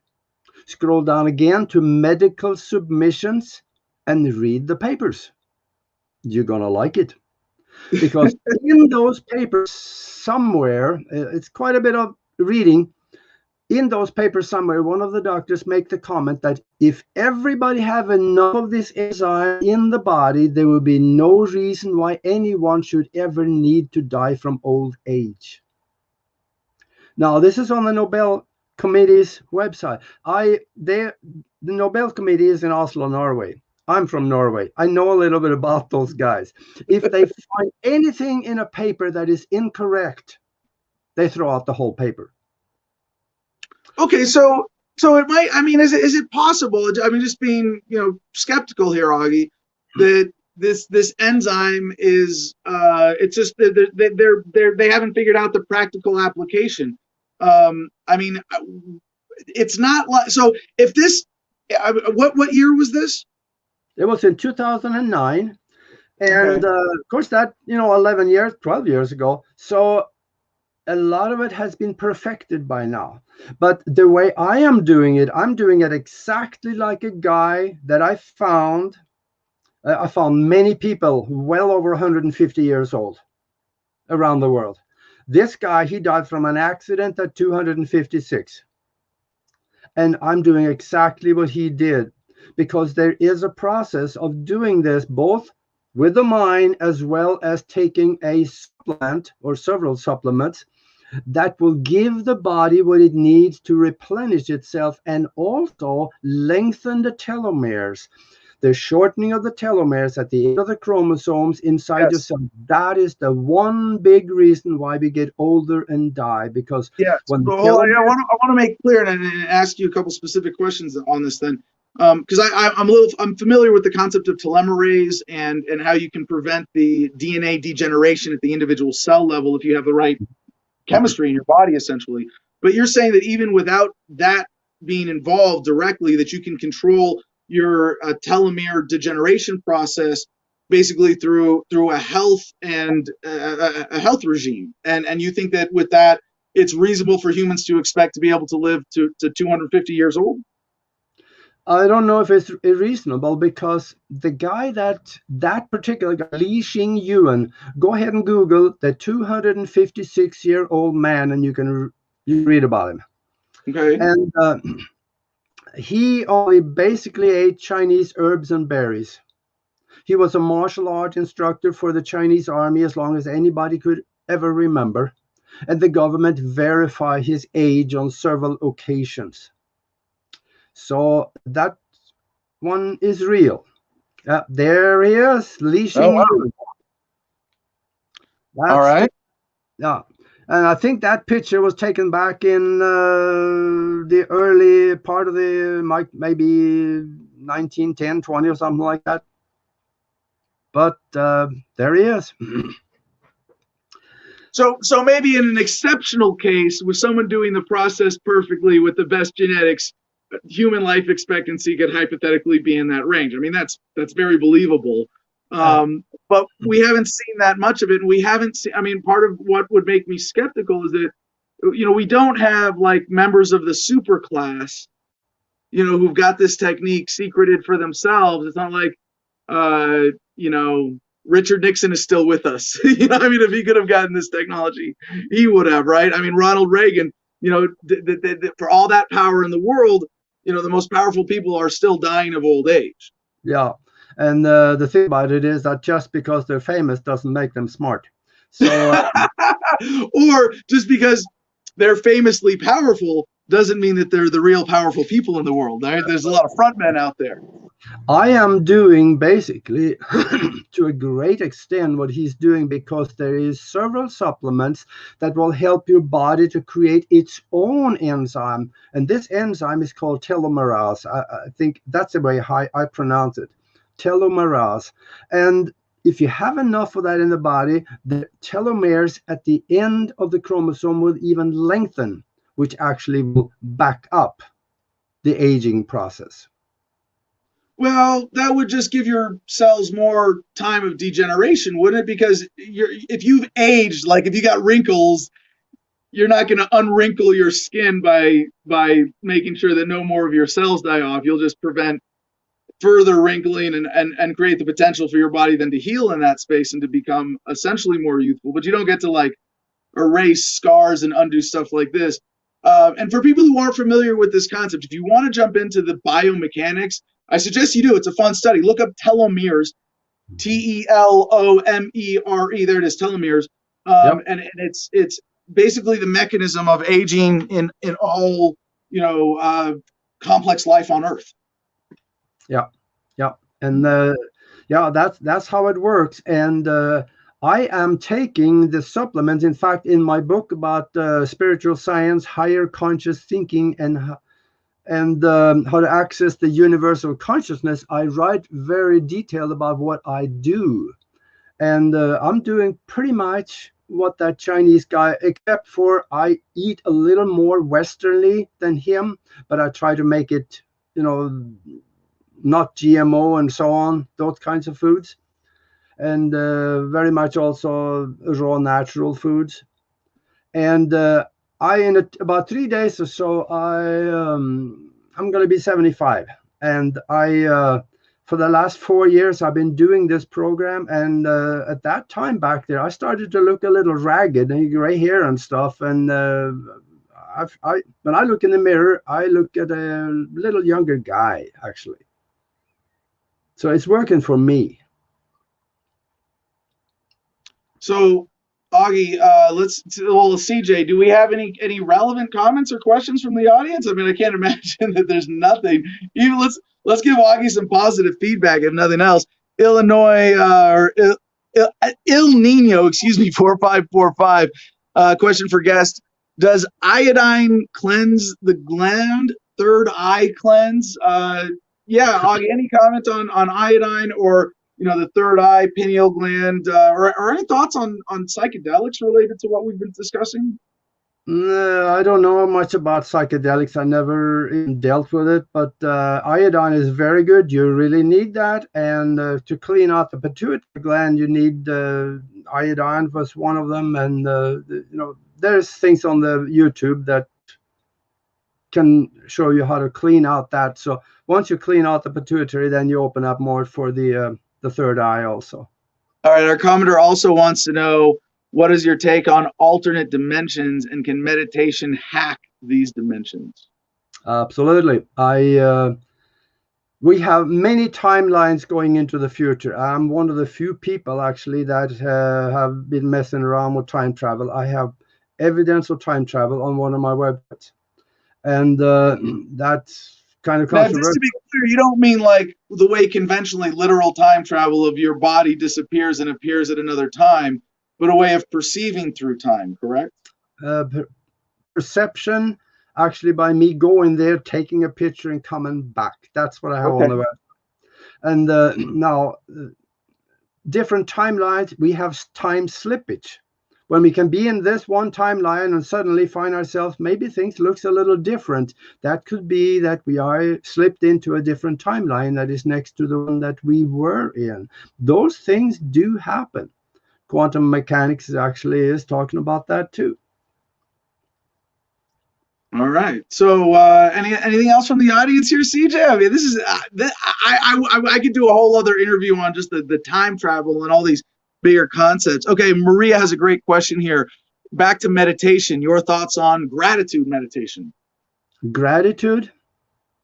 Yes. I would say that is absolutely on the path, and everybody should go through that stage, because gratitude, being thankful for what we have, even if we have placed it in the future, we don't have it physically yet, but be thankful for what we have, because that thing we already have. Because outside of the physical, time and space does not work as we know it. So just because you play it in the future physically doesn't mean that you already have it outside of the physical, and it is yours. All you have to do is to collect it. Yeah, and if I may, I think there's a connection here with reframing. Like it's a sort of a simplistic lens through which to reprogram your internal universe, right? Because just by taking the attitude of gratitude, even for all the sensory input and information, everything that's keeping you alive, all of a sudden you live in a universe that is loving and welcoming instead of scary and cold. All right, That's right. Moose Girl 08, how do you feel about fasting or being on a liquid diet to detox? Fasting is very important. I know people that have fast for 30 days and then they come back and start eating again. That's fine. I do intermittent fasting. I have a snack somewhere around noon and I have one meal a day at the end of the day. That's about it. Because then I intermittently fast. Hey, I see those thumbs. I see you probably do that Yeah, too. yeah. I'm not very strict about it, but generally, yeah. Yeah, I see too. Well, so I want to ask then one sort of follow-up question to that and from before. Um, can you summarize what your life extension regimen is? I take several supplements. I just put it on my Facebook page, all the supplements that I do take. But there is one herb that is more important because medical research show that it will lengthen the telomeres and reverse the aging process, and that is astragalus. That is one of the most important ones. And then there's another one, the jiaogulan herb, which is called the immortality herb in China. What those two will do, that'll help the body create its own telomerase enzyme, so that what you create yourself is better than what you can buy in the store. There is a pharmaceutical out there that is called TA-65 that is said to do the same thing. That'll set you back about $400 a month. But That's the one I was talking about. This like the telomerase telomere extender, right? I do it the cheap way because it'll probably cost me about $30 a month to do what I do, maybe 40. I got to step in here as a libertarian and bitch about if it wasn't for government, all that stuff would be practically free and accessible to everyone by now. Gotcha. Mm. Yep. All right. So, but what else though? So, exercise, sleep, meditation. We covered meditation. So, sleep and exercise and overall diet. I mean, aside from the timing. Sleep is very good. You got to have enough of it, and 8 hours, I guess, is the ideal. I never hardly ever get that, but I'm close. And now the other one is exercise. You got to have enough exercise. I do an exercise program called the Tibetan Rites, and I've been doing it for a long time. And that I've never been sick in my life. And I tell you what, here's something that my martial art master told me decades ago that'll help you. You will never be sick again if you do this. And I've done it. And so far, I guess I haven't been sick in my life except for some bad hangovers. But he said, take 20 deep breaths until you get really dizzy. And keep doing that for 4 or 5 minutes.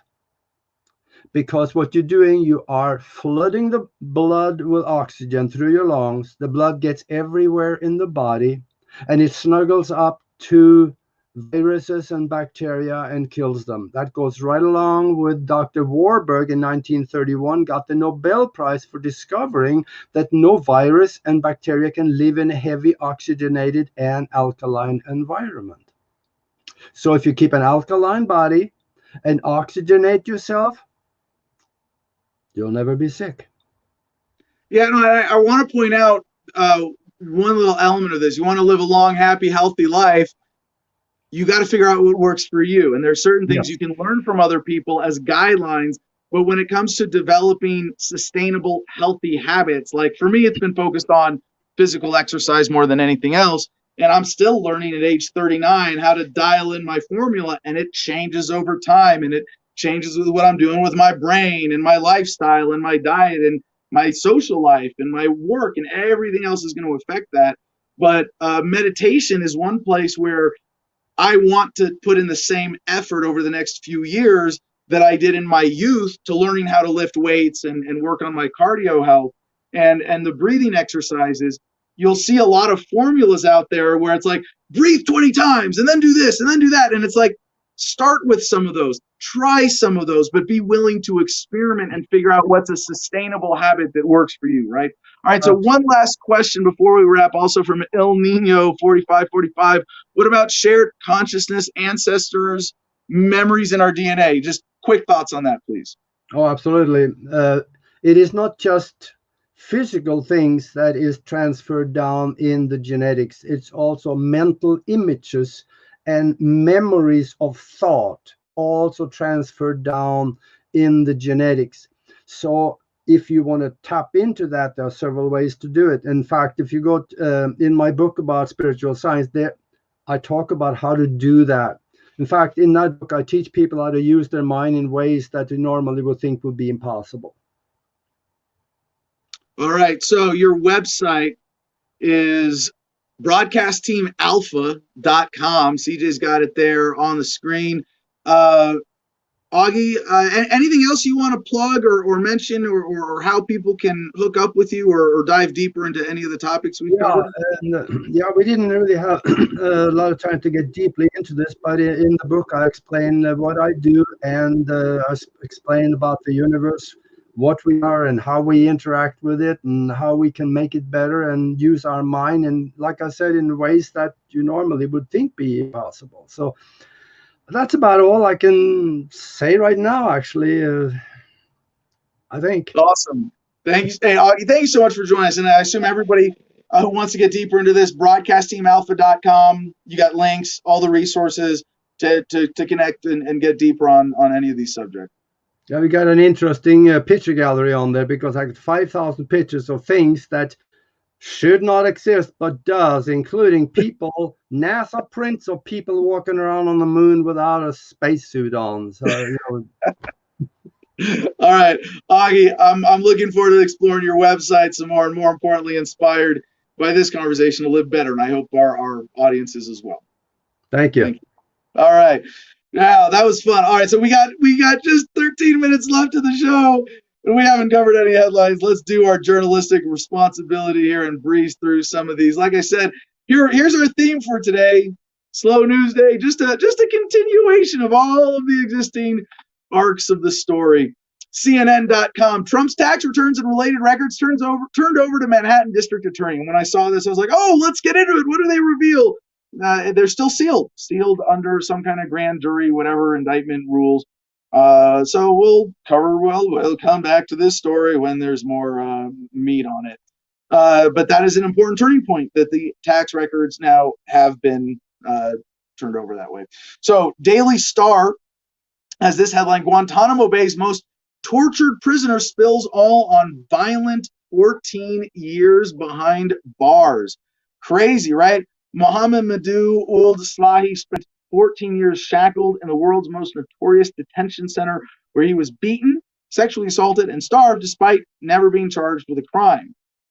And if you take this story at face value, you go, all right, this is good. We're becoming more conscientious. We're figuring out, how to take responsibility for the evils of the American government, and how we all, to one degree or another, contribute to making this evil possible, if only by compliance and not directly opposing it to the full extent we can.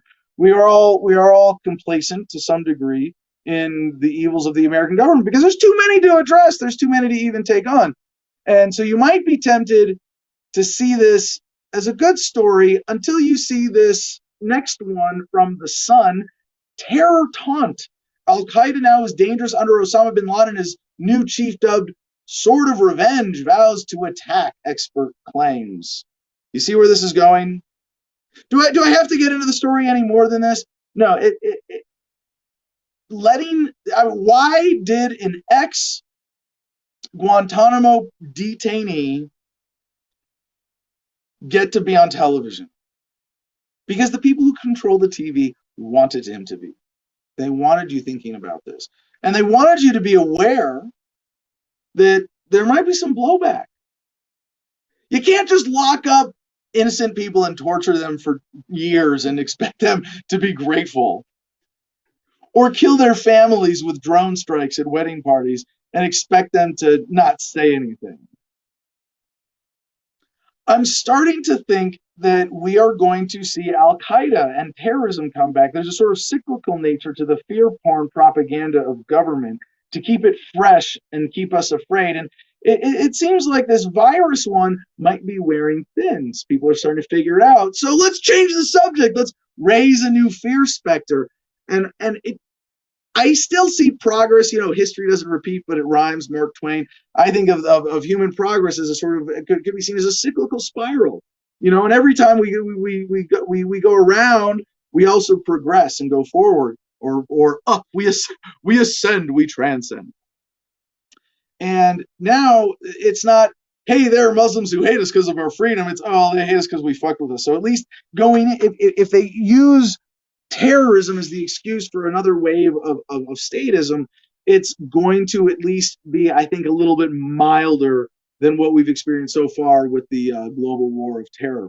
Fun, positive story from Austin American Statesman. When a busy HEB, that's a regional grocery store chain, lost power, store told Texans gathering supplies to go ahead without paying. Yeah, we don't have to wait for the looters and the rioters and kick you out. We lost power. It's a bad scene. We're just going to let you go without paying. And I think this is just a great sign of how people are not just inherently good, but that when given the opportunity, we can overcome the kind of corporate bullshit that would prevent this from happening, and instead lead desperate, violent people to be breaking into the store when they're starving or their families are facing starvation. From thehill.com, most Fed services restored after operational error causes outages. Yeah, just got to read part of this. The Federal Reserve systems for transferring money and financial assets among banks, businesses, and government entities went offline for a period of time on Wednesday, upending crucial parts of the country's financial infrastructure. The Fed said that a Federal Reserve operational error disrupted nearly all of the services the central bank provides as of 11:15 a.m. Eastern.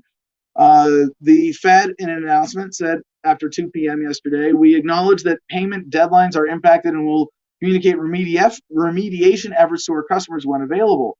The error temporarily disrupted a wide range of essential Fed tools, including Fed ACH, which banks use to transfer money between each other, and Check 21, which the Fed uses to process checks.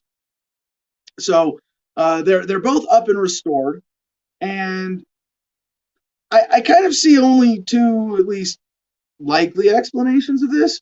I mean, one is just completely rigged, right? Someone on the inside intentionally did this to manipulate some process or stop things or stop other people from moving money away from them, and they got rich out of. I mean, there's just so much money at stake when something like this happens. If you knew that it was going to happen, I'm sure you could have made a lot of money, in the billions easily, off of this whole system going down, even just for a few hours. But then, if that wasn't the case, then it was a genuine failure in the system. A glitch in the matrix, a glitch in the money matrix, perhaps. We can only hope that this is a real crack that will continue to grow. I doubt it. They have the best system that money can buy, but as more and more people buy Bitcoin, get into crypto in general, or barter and stop holding assets in dollars, I mean, it's like if you have money, here's just one simple but big shift, right? If you have money to invest, if you have resources that's sitting in some sort of liquid or cash or monetary thing, and you have it to invest, traditionally people will just go, all right, let's put it in the stock market or a mutual fund or some low risk kind of investment like that. And it's not that it's low risk, because now you see 401ks crash like in 2008 around the bubble and TARP and housing crisis and blah blah blah blah blah. And even more recently around COVID too, a lot of people's savings accounts and investment accounts that they were counting on for their retirement have whoops, they're just gone. But making just a conscientious decision to say, well, I have money to invest.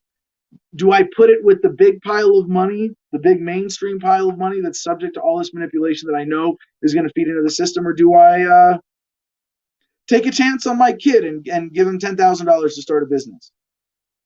Or maybe just invest and own a share of some local small business?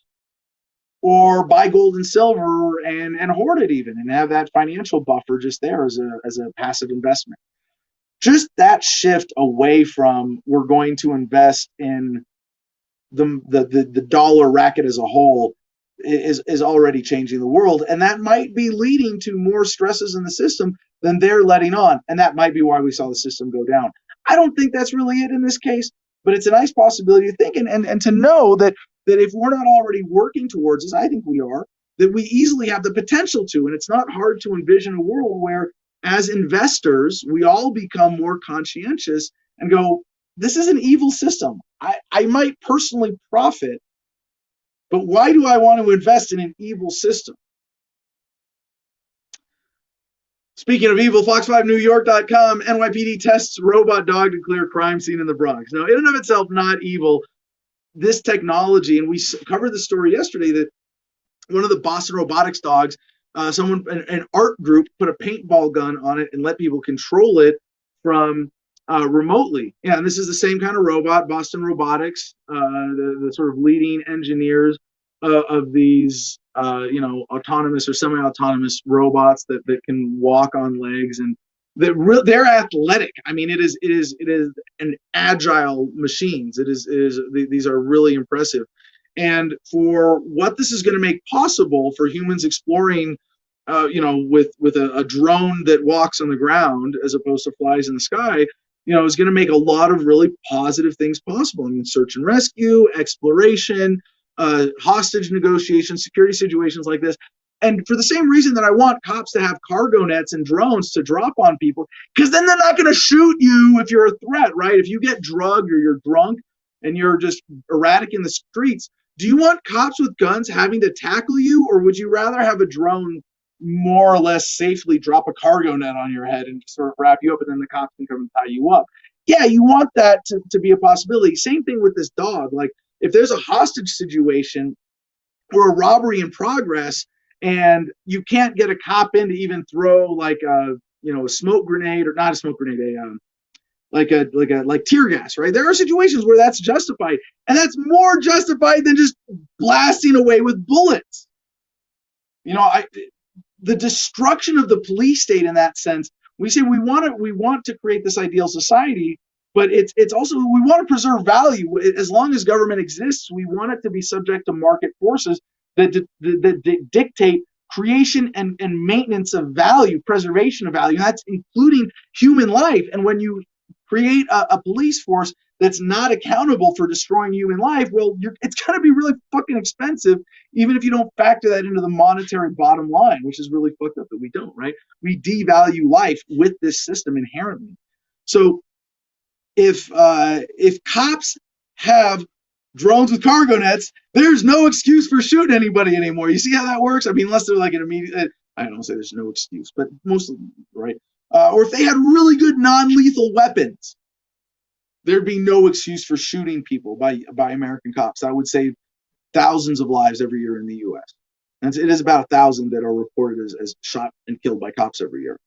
So that you could deliver a disabling, tear gas grenade or something into a crisis situation, and it's like, hey, people are acting irrationally and violent, and they're all worked up, and we just need to get everybody to calm the fuck down and detain everybody, and then figure out what's happening later.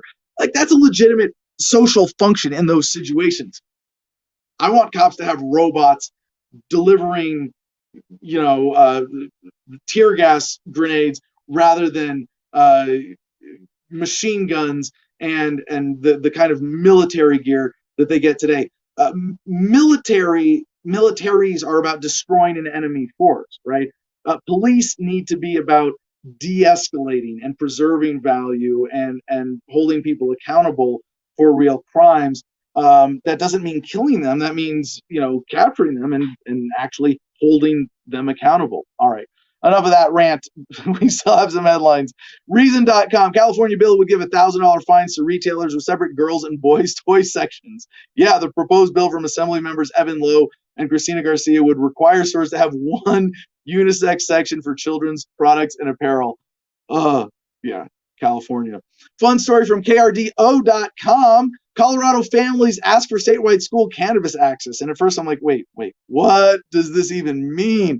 Colorado families pleaded with state lawmakers on Wednesday to pass a bill to expand cannabis-based medicine at school. Under current law, school districts must permit caregivers to possess and administer cannabis-based medicine at school. The bill would remove the discretion from principals and require school boards to implement policies that allow for access and administration of cannabis-based medicine by school personnel.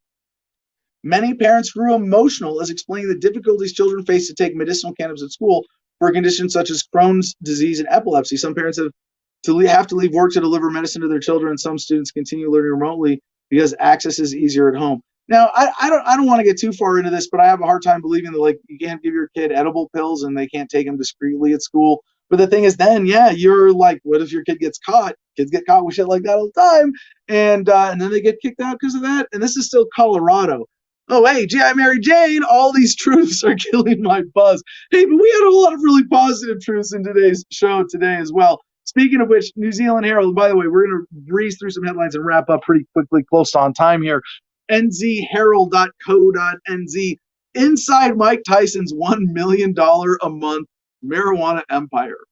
Boxing great. And by the way, compared to prior drug empires, he's probably not killing a lot of people. Boxing great Mike Tyson has transitioned from world champion knockout artist to film star and motivational speaker during his illustrious career, and now he has found his latest lucrative endeavor, his multi-million-dollar cannabis business. Tyson has been selling cannabis products since 2016 through his Tyson Holistic label and is believed to earn around 500 pounds per month, or New Zealand. Oh, so it's $1 million New Zealand dollars. That's how he gets the headline. But no, I think that's still about $1 million US. The 53-year-old also has a sight on expanding into a reported 418-acre weed-themed holiday resort and a Tyson University for wannabe weed farmers. Yeah. Cool personal story attached to this. Tyson, who struggled for years with substance abuse, including cocaine, says he found comfort in marijuana and hopes to use his business to engage debate and spread awareness of the medicinal value of cannabis. So, Mike Tyson, good for you, really stepping up as a pro-cannabis activist. Love it. Let's see. Any other quick headlines here? Anything? I think the rest of these we need to save for next week. I told you we're going to get to that Bitcoin versus gold. We're over time. It's going to have to wait. We got some fun stuff for tomorrow, though I do have to say, for a good news Friday show, holy shit, it's just a huge stack of stories. We got yellow penguins. We got transsexual cardinals, I think. We got space exploration. We got NASA doing crazy shit. We got the CIA trying to bend the space-time continuum. All of that and more. Oh, and the airplane with the unidentified flying object. All sorts of fun tech stuff. Tomorrow is going to be really, just because of the nature of the subject matter of like this week in tech news. I've been like flooded with it on the Producers Club chat. It really is awesome. The story about the American Airlines came there. An American Airlines flight crew encountered an unidentified flying object over New Mexico on February 21st. Yeah, we're gonna get into that. We got some alien life stories. But until then, CJ, why don't you get back up on screen here? Any other comments or anything you want to say to wrap up today's show? You want to do the promos? Man, always an interesting show. Great guest. Just some mind expanding thought there today, and always good. Add Adam. Robots should not replace a job a human can do. The elite would love to make us obsolete. Il Nino. Wait, are you against cars then? Because humans could do all the jobs of cars, of moving stuff around. We go back to just walking around everywhere. No. That's not the answer. I mean, the answer is to say we have. Okay, so I want to address this real quick, if I may, because this is a sort of reverse progress attitude based on suspicion of the elites wanting to make us irrelevant through technology. But what's more a more important force is that technology makes them irrelevant, because technology empowers everyone. It's a double-edged sword. It can be used for evil, but being against technology is not the answer. Technology is this double-edged sword, but one edge of the blade is longer than the other, and it cuts towards or in favor of the people more than the elites.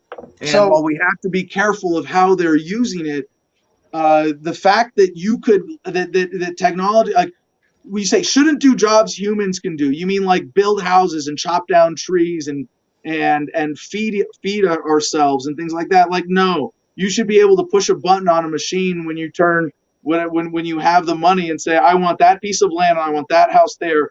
drones, make it happen. And I want a 3D food printer. And now I don't need the rest of the world. My interaction is by choice. That's the key to voluntarism, is taking away all, or one potential key, I should say. You take away all the need and therefore a huge chunk of the fear that the superclass used to manipulate us that way.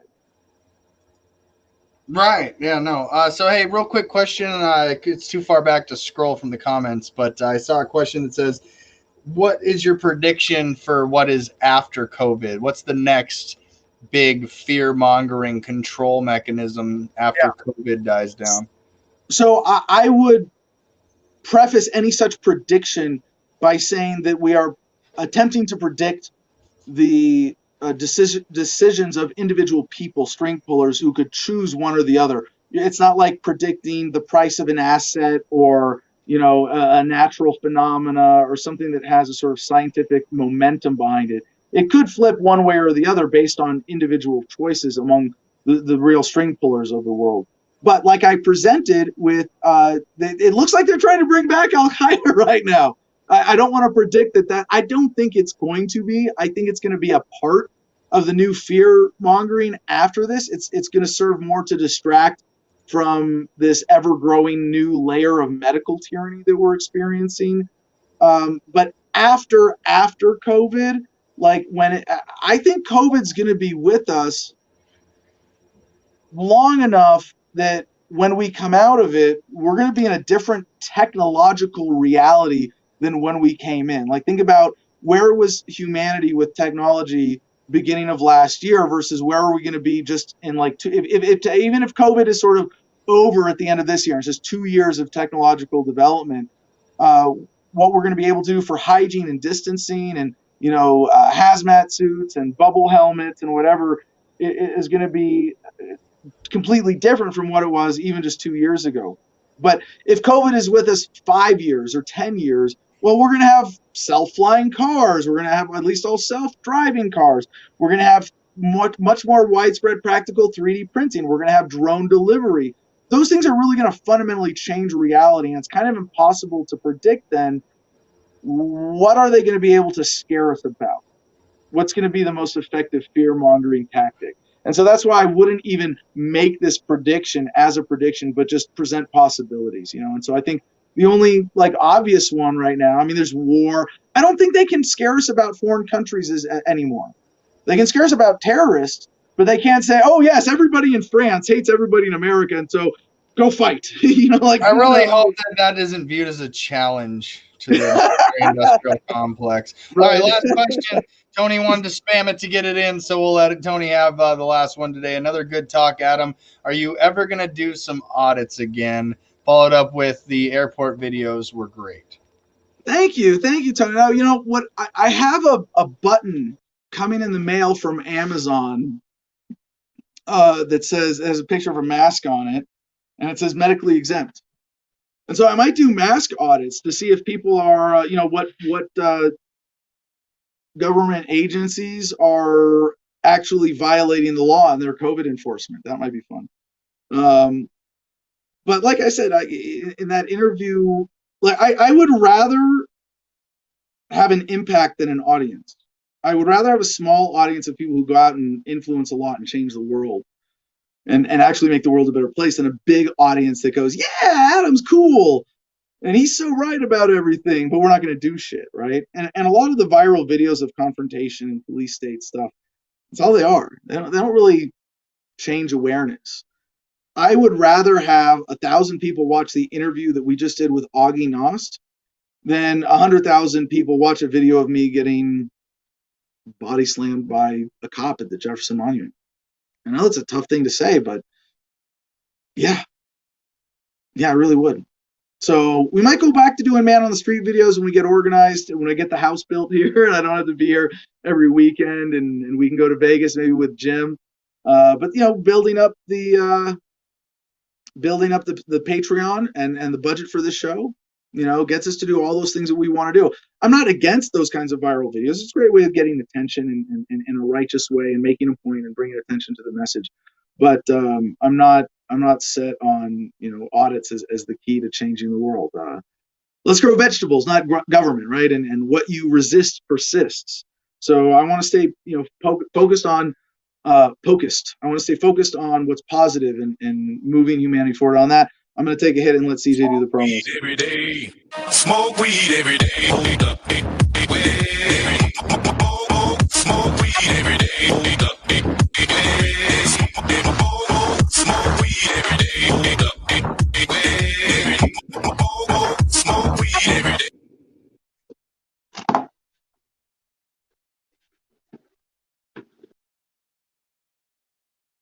I think we just lost Adam. Lovely. All right. Go to adamversustheman.com. Hopefully you'll be able to get right back in here. I'll just do the closing promos here. Go to adamversustheman.com. Click on the Patreon that he was just talking about. Oh, I guess I messed that up, didn't I? I can hear him dinging. I hear you, Adam. I hear you dinging. You can go to adamversustheman.com and click the Patreon. That'll help support the broadcast for $1, $5, $10. $10 where that it gets you access into our producers club. It's our exclusive chat where Adam helps congregate the links for the show as well. If you don't want to do the private chat or buy your way in or win your way in, there's the t.me/Adam versus the man. It's our public telegram that, again, anybody can access any time of day.